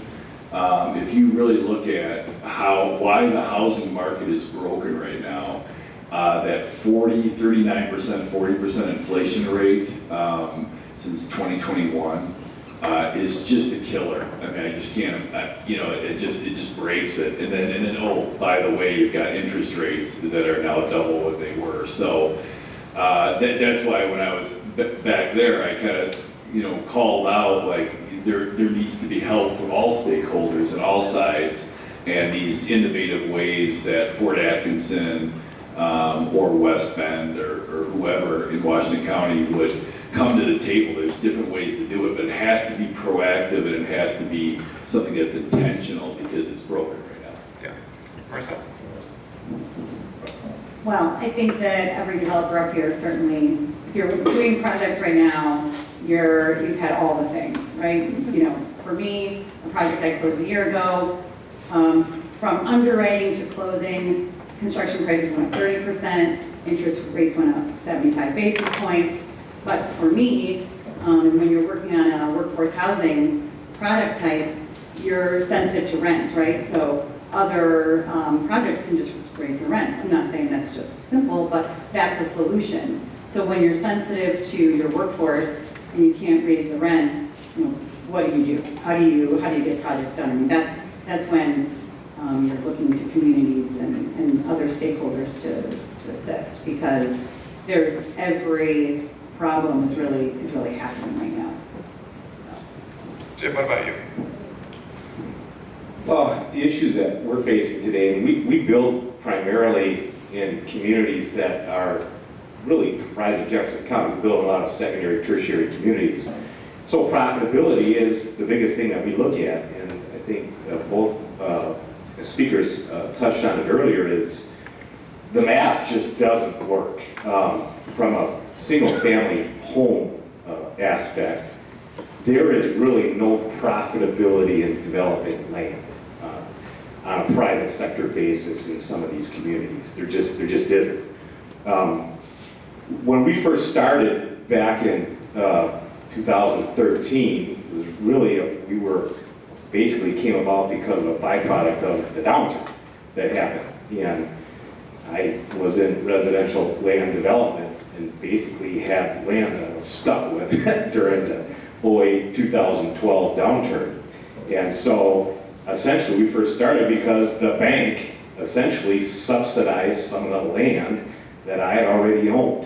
And so when we first started, we were building smaller houses, and we've been very successful at building a 1,200 square foot, 2-bedroom, 2-bath home. And that's really what we first started building, and they were on small lots. We replatted some of the land that I owned, which was platted for condos, and that market was gone during that time. So we came up with a plan for 40-foot wide lots, and we designed a 29-foot wide single-family home, 2-bedroom, 2-bath, 2-car garage, and we built 27 of them, and they were very successful. And back in the day, our goal was to sell those for under $200,000, and we were able to do that for the most part.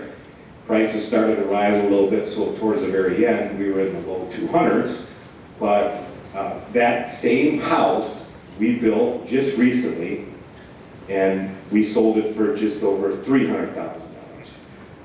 Same profit margins, same everything. It's just that cost of construction, interest rate, land costs, they were all high. So that's our biggest thing. Sorry. Well, that's okay. I wasn't going to interrupt you, don't worry. But I actually was about to. But so I think for the audiences, and I think this is probably good for you three to kind of elaborate on. So in a healthy real estate market, the value of your project's here, and the cost is here. And so the developer goes, okay, that is something I'm going to pursue. In an unhealthy real estate market, what ends up happening is the cost goes here, the value goes here, and this gap becomes the gap that needs to be filled. But all our evil bankers in the room say, we're not going to give you that value. We're only going to give you this amount. So your gap just grew.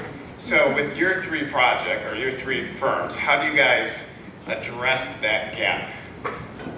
Well, it's funny because we hear a lot about nonprofit housing development, and a lot of what we do, especially in the workforce space, we encourage participation with nonprofits, and I'm thinking, I'm a for-profit, but I'm really a nonprofit right now too. So I think, I don't know really any developers that are feeling like right now they're really doing great. I think a lot of people just say, I'm gonna wait it out until I get back to that. But, and I think right now the name of the game is ARPA. I do not know, in the work I do, that is the only source that saves projects right now. And as we know, that is a limited resource. I mean, it will go away. So I think that all of us need to get creative with how do you close that gap. Again, I think, everybody has a different housing type that they specialize in. But for me, if I'm talking about workforce and affordability and creating housing that workers can afford, I'm sensitive to the rents I can charge. So if I can't increase my rents, or I don't want to, or I'm trying to be thoughtful about that, the only place I can go to fill that gap would be ARPA, TIF, extending TIDs to try to capture some of that for affordable housing. Resources that, in some cases, absolutely, land for free, land with utilities already there, things that offset my costs. I mean, there's just no other way to get projects done. Yeah, I agree with that.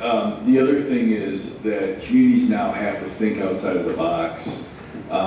There is a model that I think Thrive has also looked at that is in Madison, and it's a great model. It's the Madison Development Court with Lori Heineman. It's we've got a Dane County Workforce Housing Fund, and what she did is she took a collective group of employers and raised $10 million, and then took that as gap financing, almost mezz debt financing, which would be you're right below your first mortgage.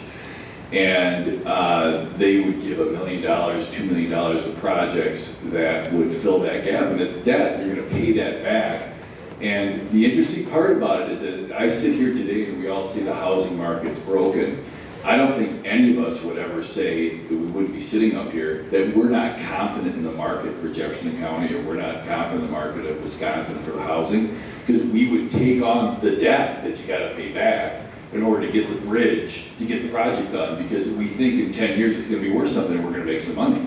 But right now, there's no banker, as Randy says, who's going to bank on anything that has that big of a gap. Because of that deteriorates your credit, because then you're saying, oh, I'll cover the gap, and you can't do that forever. So there has to be some solution that comes up. Thrive, I'm sure, is going to say something with Deb. They're going to say something that they're working on, that I think a lot of communities are working on, that this maybe an employer or a foundation or somebody's coming to help that gap. Because TIF and, there's only so many things cities can do to make it happen in Wisconsin law. TIF's one of them, which is great, and that should be utilized. But there's got to be out-of-the-box type of sources that come to the table to balance those sources and uses. I'll keep it brief this time. Public-private partnership, that's what we're looking for. Dang, I didn't get to drink my coffee. Don't do that next time. Well, I think you guys have all hit on something that's important, and one of the things as a developer, we're often very sort of close. We don't want anyone to know what we're doing. We don't want you to get underneath the hood with us. We certainly don't want you to see our pro formas. But how are your firms engaging with public officials, planning departments in this very, challenging period? Because normally we're secret keepers. So, Jim? We're doing a project, public-private partnership project in the city of Watertown. This was a parcel that is a true public-private partnership. The underlying landowner was involved in the deal, where he's basically agreeing to stay in the deal, and it paid out as lots are developed and sold. The city, it just so happened this land was in a TIF district, so they're putting in the infrastructure.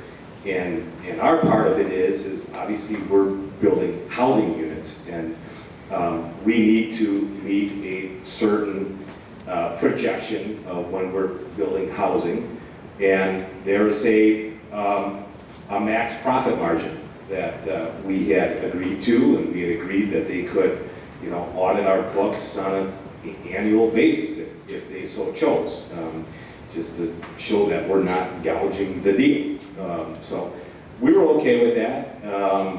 Again, in these areas, there's a number of things that we deal with. It's a small town, so we can only charge so much for a house, right? And with new construction, the way costs are, in smaller towns such as that with a lot of older housing stock, unfortunately, we're going to be at the top end of the market, even though we're building a fairly modest house. So, and we have to deal with, and nobody's really touched on that here today, is appraisals. I mean, we're really subject to what a third-party appraiser comes in and appraises the house out at. If he can't find any justifiable comps, he's going to come in at a lower value, and that's going to affect our borrower. And that means they're going to have to come up with more cash, and a lot of borrowers might not be able to do that. So that's just a kind of a good example of how we're really working on a public-private partnership and what we're willing to do. It's fun because you're right. I think we are typically a little closed on what we want to share in the development community. But right now, I am like all cards on the table because I think there's a project I'm working on right now in the city of Green Bay. The city has been so supportive and helpful, but I have basically said, here are my numbers, and I am short hundreds of thousands of dollars. So either you come in with free land or more soft financing or gap financing where I have to walk away. And I'm happy to share that because the reality is I would have to walk away. So I think we're being more, take a look. I mean, the numbers are what they are. It's just, this is the state of affairs right now. Yeah, I don't know about you guys, but I've been always open book. So.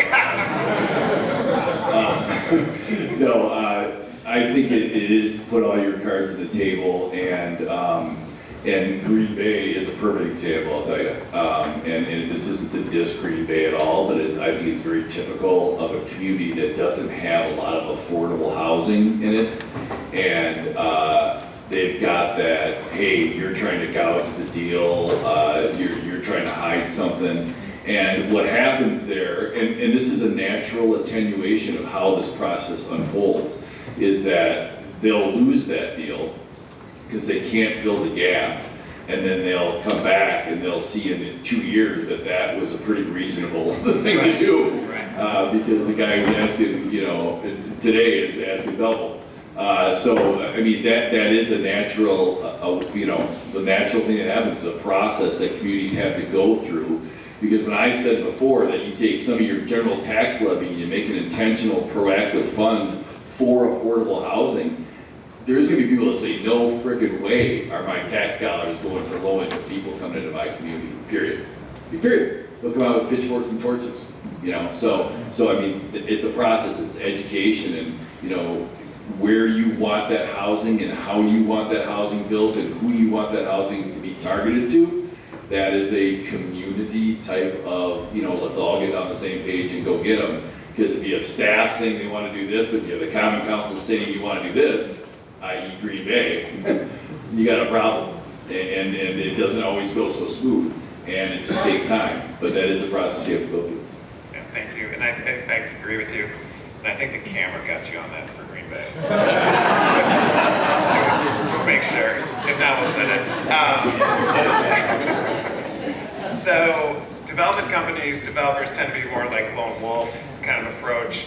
And there's been an emphasis now on sort of getting integrated into the community.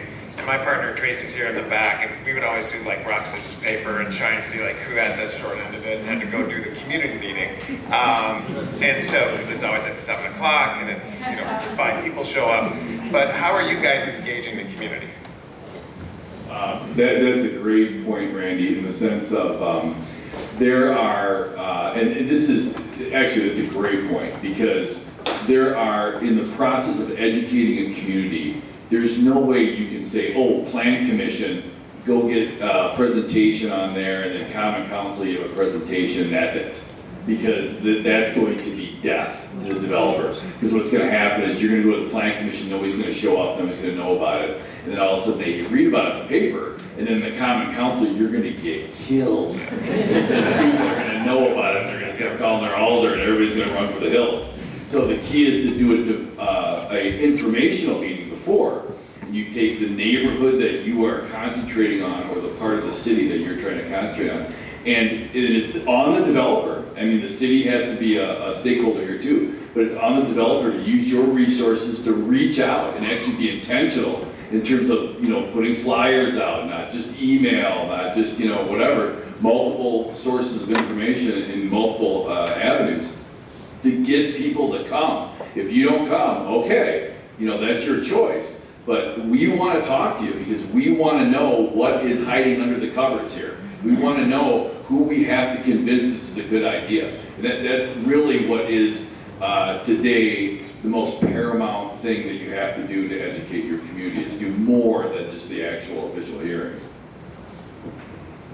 So I started my development company really specifically to work on projects that I really cared about. And for me personally, I sort of, I have a specific attention to workforce housing and solving the workforce issue. I think that it's so important for our state to remain healthy, to be able to support industry. And so for me, I feel like, for example, I have a project in Wapaka that was recently awarded. I had been working in that community for 2 years before I even submitted that project, because I knew that they were out of balance, right? The manufacturers couldn't find workers, and there wasn't the housing for them. They were busing and putting people in hotels. So I think for me, I'm engaging before I'm even putting a project on the table, because I think you really have to understand what does that particular community need, and it's different everywhere, right? So I think it's ongoing all the time. Yeah, I agree. And we're looking for communities that really are looking for us. We tried to go into communities before, and again, more close to the vest and try to present to Plan Commission and Council, really without having village city staff kind of involved in the process. And that just doesn't work anymore. So, we engage with city village staff early in the process and kind of work with them to, get the word out to the public. If we need to have informational meetings, before there's any official type vote or presentation, we'll do that. But, these days we're really looking for communities that are going to have a willingness to work with us. Yeah, thank you. Let's bring it to this market.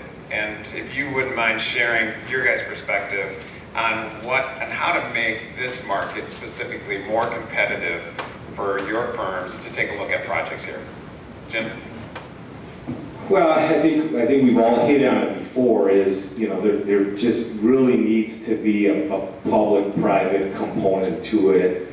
Again, just speaking from the single-family point of view, especially in these secondary, tertiary markets, the profit margins are razor thin, and there's a lot of risk involved on our end of things.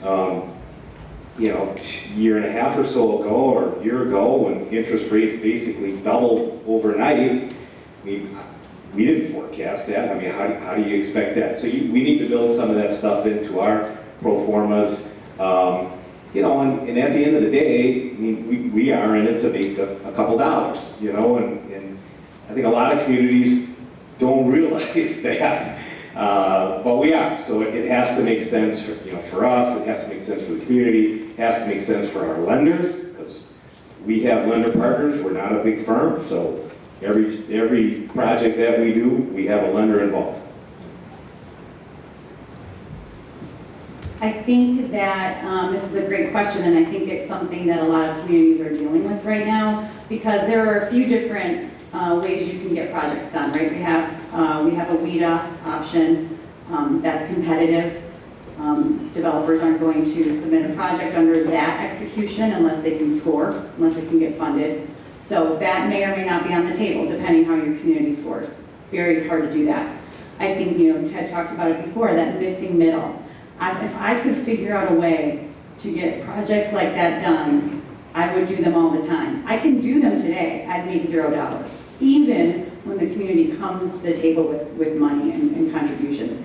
Because, again, if you want to be sensitive to your workforce, your rents just have to be affordable.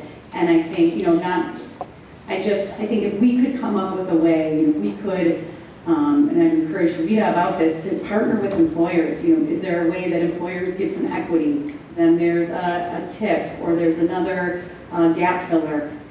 But again, we still need to make a couple dollars on doing it because we are in business. But I think, if we could come up with that way, that missing middle is absolutely, there's so much opportunity there, but to figure out how to get the numbers to work is the question.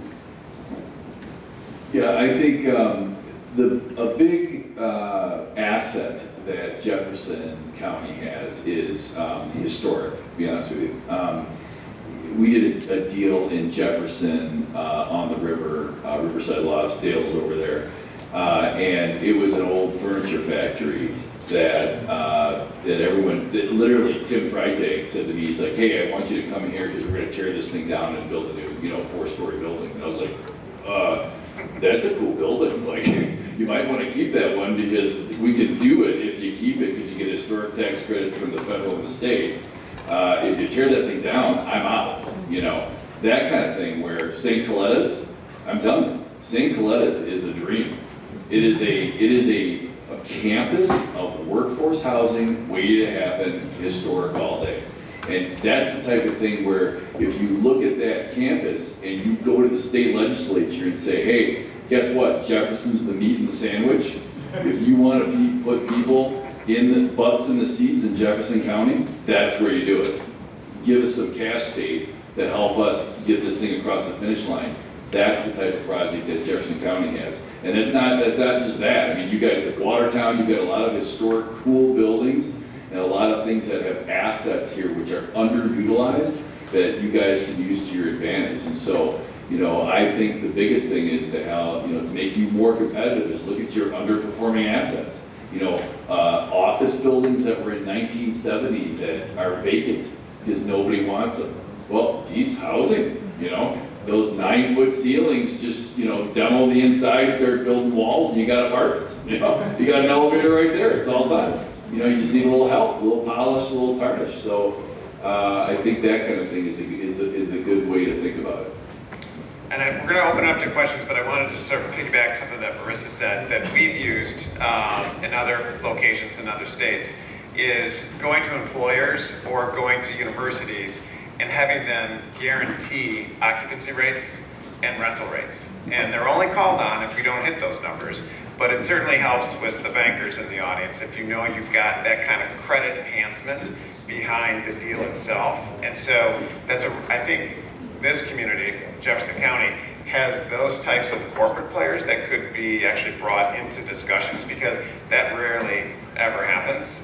So I do think that that's one thing that we should be focused on. So we kind of were strategizing. We're like, take it right up to 10 o'clock so no one can ask any questions. But just kidding. So we'll turn over to questions, right?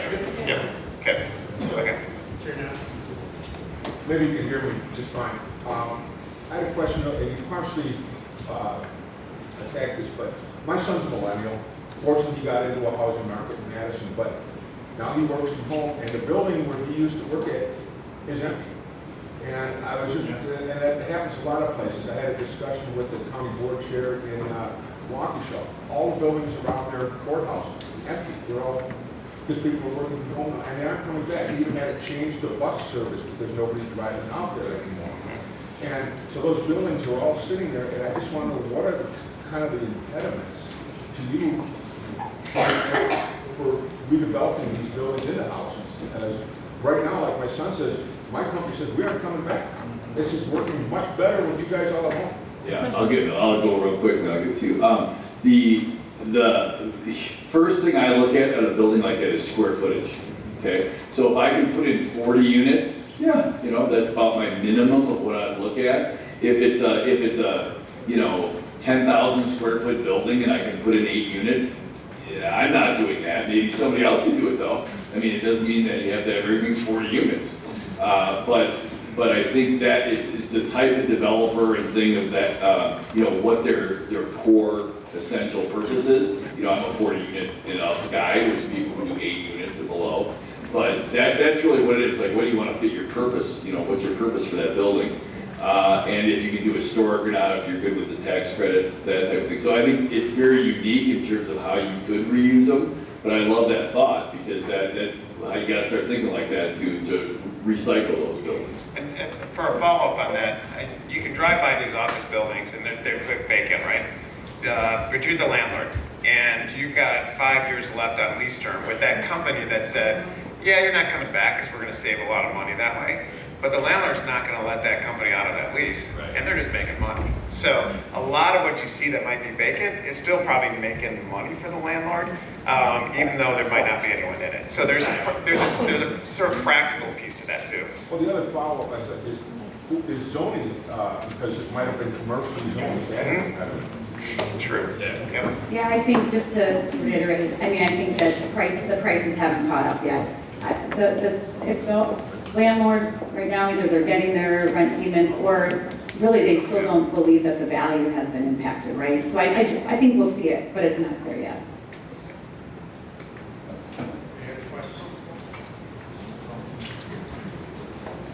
So, yeah, I have a question for the developers. I'm with Washington County. I'm working on the next gen housing project in Jackson. And we've been very successful with engaging single family builders. We do have a couple of outlots that we have planned some townhomes. And we have been having issues with engaging any developers that might be interested in developing townhomes. And we're trying to have that mix for a missing middle. I guess I'm wondering if you could maybe explain or from your perspective why townhomes just aren't really being built too much anymore. Well, and I'll pass this because I think maybe you'll have some good insight here, but I think every community wants townhomes. I mean, and I love them, they're great. You know, I think that they provide a really higher density, but not too high, walkability. People like walking in their front door and having that single family home feel, but not. They're expensive to build. They take, so I think that if you only have enough room for 8 townhomes, for example, that's maybe too small for some people, but I don't know. Yeah, well, we did look at the project, I guess. And the design, it was a pretty dense design, and we just had a hard time kind of getting our arms around the marketability of that, and there was some unknown in costs. I guess if we were to look at it, we probably would have laid it out and designed it a little differently, but I understand that density was key. So, just for us, it didn't work. That's an unusual product in a smaller community. You see those types of designs, I think, more in the Madisons of the world. So I think it was just the marketability that was in question. That was a great question, Edwin. Great response, too.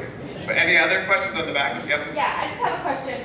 What is the ability or partnership with local resources, local facilities? For instance, I sit on the Marquardt board in Watertown, and we are internationally getting workforce, and that is also including housing for those people coming. So I guess my question is, what is the ability to establish, for instance, Johnsonville? Would they be willing to put up housing for their workforce? What is that model for these different companies and factories that might have the land and the money to put behind it? So, Well, and I'll pass it to Ted, but on the way I'll say I have worked on projects like that, and I think a lot of the industry, or, you know, that you're talking about, they don't want to be the developer, right? They want to find somebody to do it.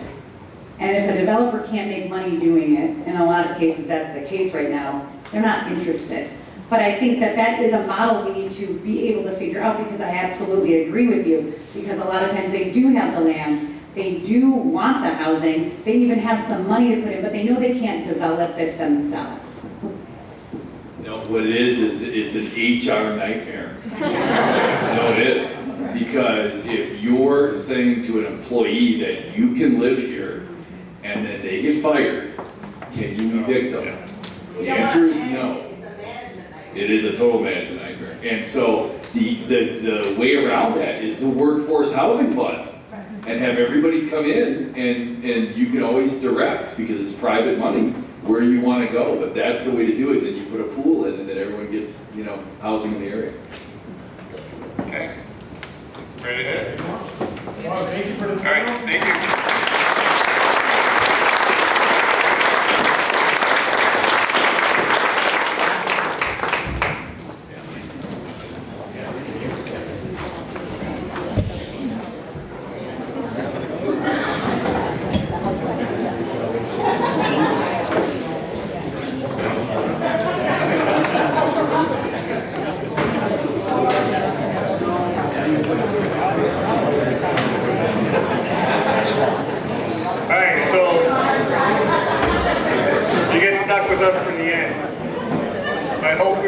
Conversation to go in and kind of reflect on the diversity of folks here.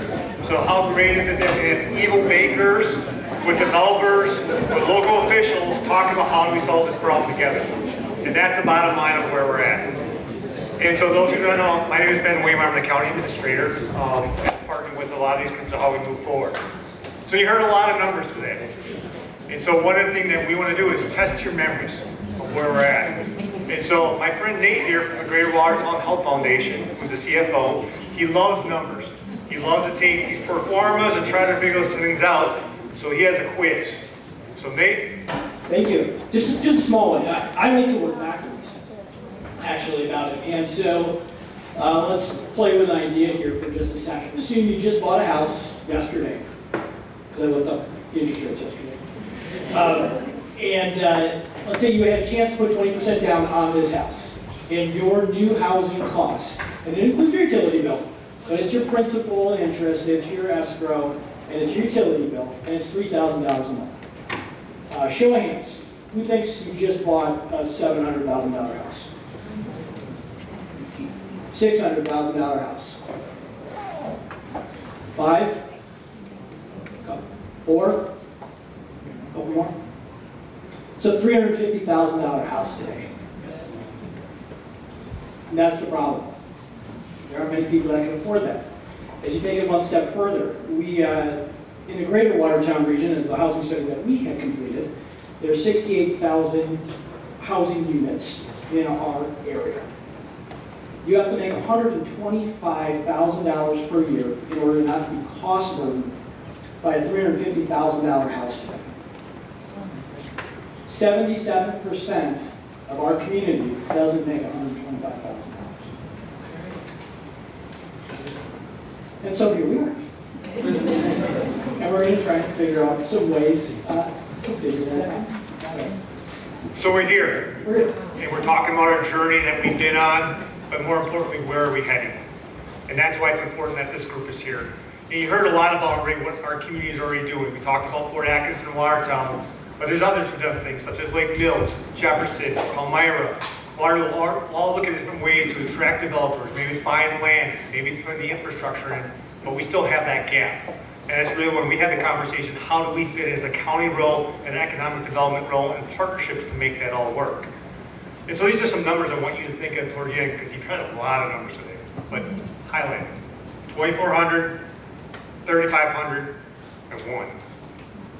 So we heard a lot of conversations about the where we're at from the Great Recession. And I think that's what we're still recovering. If you look at the number of platted land spots that we had prior to, what's left in the county?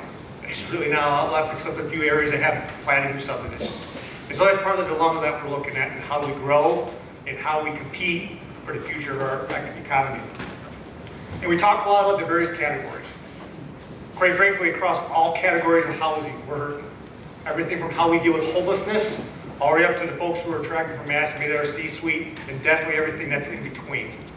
We've talked a lot about that 80 to 120. When we get to it later, that's one gap that we're looking at in the partnerships that we want to help solve. From a county's perspective, we started talking about how do we deal with housing back in our strategic planning phases in 2017 to 2019. And really talked about the affordability and the availability. And I think as I reflect on what those statements were, I think one thing that I identified is it's vision, but we didn't have a tactic to attack it and move it forward. The one thing that we did do coming out of that saying we had to update our comprehensive plan earlier than planned to really focus on what are those regulatory things that we needed to look at and create a broader vision to attack housing going forward. In 2018, we actually did a labor basin study. And you're like, why are we talking labor basin? We're talking housing. I think you heard a lot about why. But the one thing I want to talk through on that is really looking at our commute patterns and our density that we can talk about. Sometimes we talk Jefferson County, we think 85,000. Maybe it's the greater region, we talk about our communities that kind of go over the boundaries, right? Maybe it's about 100,000. But the reality of our communities and who we can touch is about 713,000 people from just 2018. Now keep in mind, that took out Madison because we don't have a lot of communities coming from Madison. It took out some folks from Janesville at that point in time, but quite frankly, we're seeing that more and more of the data, they're coming up to work up here too. But that's a pretty significant number as you look at the opportunities, demands, but also those challenges that come with the population of that side going forward. And I think the other note, we talked a little bit about this and Kirk talked about it, over 50% of our employees are coming in from other parts of the region, not just within Jefferson County. When the county updated the comprehensive plan officially approved in 2021, they reinforced the housing needs and focused on affordability and availability. And as part of that, we really renewed that focus of how do we build, and the idea, and it was a tradition that the county had in its zoning ordinance, to encourage the heavier density environment and development around the urban service areas in our communities and the limited service areas that we have in some of our townships, such as Oakland and Exonia, to really maximize those investments going forward. But the other important thing that happened with that is it helped us develop implementations and strategies to push the county forward to work with our partners. And there's a lot of partners because, quite frankly, you're all here today as we look at solving this issue going forward. The one thing that comp plan did not have, though, was better data. We knew our population trajectory growth, we knew what that demand might be, but we never quantified that gap at that point in time. So in 2021, we embarked on the University of Wisconsin-Whitewater with their FERC, their Fiscal Economic Research Center, to look at what is that gap. And they came back, by 2030, we're short 2,400 persons. You kind of heard those numbers already cited today of that growth patterns of units available and the growth patterns that we're seeing going forward. The other thing that we really try to focus on is that affordability component. So that report, if you want to go and see it on the economic development site, use a component called ALICE. And for some in this room, you know what that is. That's Asset Limited Income Constraint Employee. But really, the whole dilemma is the conversation we've heard is it's that group just above what's deemed the poverty level to the ability to afford to live in the community. We take in housing, food, cell phone, transportation, all that good stuff. And we have communities that number is approaching 40-45% of those residents are in there between poverty level and that ALICE level. And so we want to find out what is that right solution to drive that home going forward. And so these items and these data points and these studies really embarked on what are some of the next action steps that we need to do. And so with that being said, I'm going to turn to Deb to talk through some of those action steps we've taken over the course of the last year and a half to really try to look at things we're trying to shift going forward. Thank you, Ben. So I'm Deb Reinhold. I'm the president of Thrive Economic Development and executive director of Jefferson County Economic Development Consortium. And so, as Ben was talking about, some of the things that we've been working on, first we kind of started out with the Heartland Housing Initiative, and I've got a call out to I see Danny back in the corner, but WEDC partnered with us along with the foundation and Dodge and Jefferson counties to create what we call the Heartland Housing Initiative. And that basically was a bunch of funds that we used for consulting dollars. And so we partnered with Cedar Corp and with Moving Out and said, we've got this money out there. Communities come to us, tell us what needs you have or what you think you have, and we'll have the consulting dollars that are available in order to try and help to solve that problem. So we had 7 communities all take advantage of that, and we've got, I think, 4 different market studies, a senior study, another was looking at the procedures associated with the TIF extension. And so we're just coming to the end of that, and I'll go back to WBDC because they're supporting us in another capacity building grant that we're getting into. Another thing that we did, and this goes to my 2 boards, we went through and we expanded the focus of our organization. So historically, we've been working in traditional economic development, meaning business retention, expansion, and attraction. And we decided, it can't just be that because we need a workforce, and that workforce also needs a place to live. So we expanded it to include workforce and housing. And through that, we now are expanding our staff as well. So we've got a great team here. I've got Julie, I've got Roxanne. Now we've also expanded it to include a revolving loan fund manager, and grateful Bill here is in the room. He hasn't started yet, but we got all the paperwork done, and I've also just hired a director of community development. That's not here, available to be here today, but she'll start on June 5th. In addition, so our organization has historically worked on counseling services, and we're going to continue that work by getting HUD certified. And Julie put together this great document, if you guys haven't seen it, but on the very back it talks about some of the work that we've been doing and we're continuing to do in homebuyer assistance and then also rehab programs. Finally, as we're going through this journey, we've done a lot of work. We've met almost weekly with the foundation. Ben has been involved, both Nate and Tina from the foundation, in trying to figure out what is it that we can do in order to try and support the housing growth within our county. So it's been a long journey. We've had conversations with a lot of developers, the people who are up on the panel. A lot of the people in the room have been included in these conversations, so thank you for that. But really, we're looking to explore what kind of tools, specifically financing options, are available to help assist developers in filling that gap to build within our communities. So that explanation brought in Hope Community Capital, and that really was the consultants. You hear some acronyms today, like every profession, developing finance and all that, they all have their acronyms, so you start hearing this thing called LIATEC, NMTC, CDFI, CRAs, all this other fun stuff, and really try to figure out how does that work with how we make things happen going forward. And so we brought that team in to kind of really help us bring it down a little bit so we can figure out how does that work to move forward and really how we can implement for the county going forward. And so as Deb said, part of it was testing this with some of the developers. You heard some other ideas that we're also exploring for the future coming up, but really what would help bring you to the table and what would make sense? What will work for our communities looking ahead to the future too going forward? And ultimately was that best solution.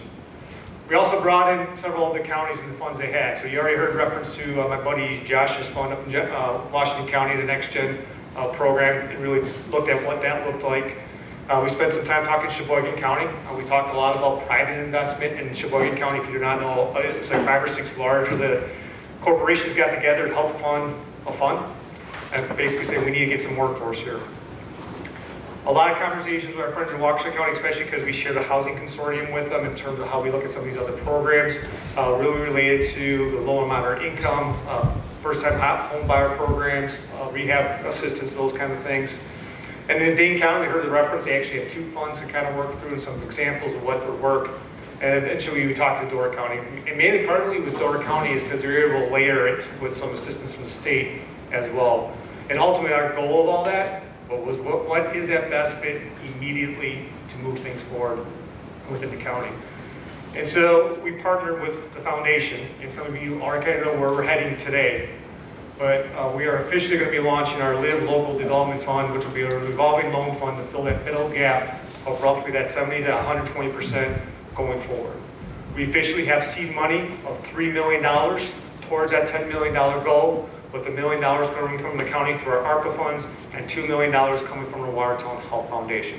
So we're very excited that this is moving forward, but as you know, I said 3, not 10. And so we need to continue to find partners to build that fund so we can really move it forward, because our end goal is Deb's going to get into this, is build those 500 units. You heard that as a goal when they started.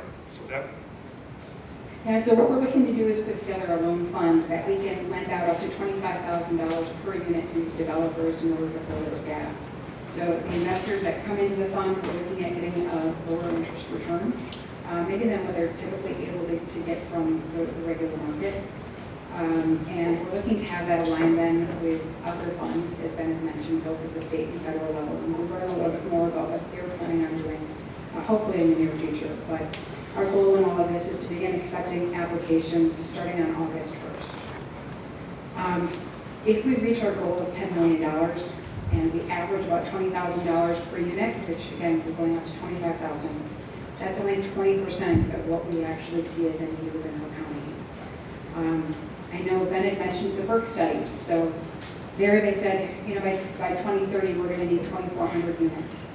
Just last week, I had a conversation with Eric Borshing, who's the president of Tracy Crossing Associates, and he's told me that that number is grown quite a bit. So right now, what we're looking at, based on derived pent-up demand, we're looking at 3,500 units, and that's market rate. It does not include affordable, it does not include luxury. That's market rate units. So he also said that that number could go up about 5,250, right? And as we're looking at a county overall with less than 90,000 people, we're looking at a significant increase and significant need. And what that means when we're talking about fully absorbed, that means that, I also didn't mention, that's by 2028. So if that many units are built by 2028, that means that they would all be filled. So, one last point I wanted to make that Eric shared with me, vacancy rate right now is less than 2% within the county, possibly as close to 1%. So, anyone wanting to come into the county right now doesn't have a place to go. So a common theme and story that we heard throughout all the speakers today of what we have to solve. So our goal today was really, we're in the middle part of this journey. And the intention is this conversation does not stop today. We're just bringing folks together and say, we're having housing stuff. That was not the intention of today. The intention of today was to bring the ecosystem of these teams together to solve this problem in a proactive manner. And I was glad to hear we're ahead of the curve by a few folks. But really, how do we make this work? We look at the ecosystem in terms of where we're located and those potential pressure points that are coming towards us. And really, how do we partner with more folks for the future? And so my ask today is this: we need partners. We need folks who are ready to help step up to really push us across the line and not just say we have a housing problem, but really we want to be part of that solution to fix that housing problem, to look at every part of our housing needs and generations to help move our county forward and this region forward. We also view, we've always thought this was an important part of the state, right? Connecting, we call it the Mad Walking Corridor here, but really connecting Milwaukee and Madison. And what does that mean in terms of energizing where things need to be for the economics of the state and continue to move things forward. And so as you walk out today, I ask you as you look at your entities, what do you want to do? What's cool about today is this: it's not just folks who are from here. We got folks who are looking at investing within the county. And there's a good chunk of you here today, and we appreciate you coming. But how can you look at those investments and help us move the county forward? Our communities are ready. You've heard a lot of the stories they talked about with the presentation today, that they're looking creative. They're open to be creative, how to make things happen. And we want to be part of that picture to help move those things forward. So you guys all made that first investment. And that investment is, you spent almost 3 hours with us today. For that, we're grateful. But we want that investment to continue. And so if you have any questions or are willing to be part of the team to go forward, please stop by. But also recognize the fund is not the only tool we're going to talk about. There'll be other tools we're going to talk about as it relates to every level of housing. You heard one of the ideas in terms of subsidizing rental markets and the guarantees and those ideas going forward. But we also make sure we're taking care of those who are the less fortunate that we deal with on a day-to-day basis too. And there's a lot of community groups here who are reflecting on that too. So it's a big picture. It's a big piece of puzzle. The housing ecosystem is huge and it all touches each other. So we appreciate the opportunity to talk to you all today. We appreciate the chance that you all came to talk to us today and listen. But I don't want this to be the end. This needs to be the start of how we move forward together, and we appreciate the opportunity to have a conversation with you. So thank you for spending your time with us today. Have a wonderful time, and I think if you will be hearing from us in the future. So take care.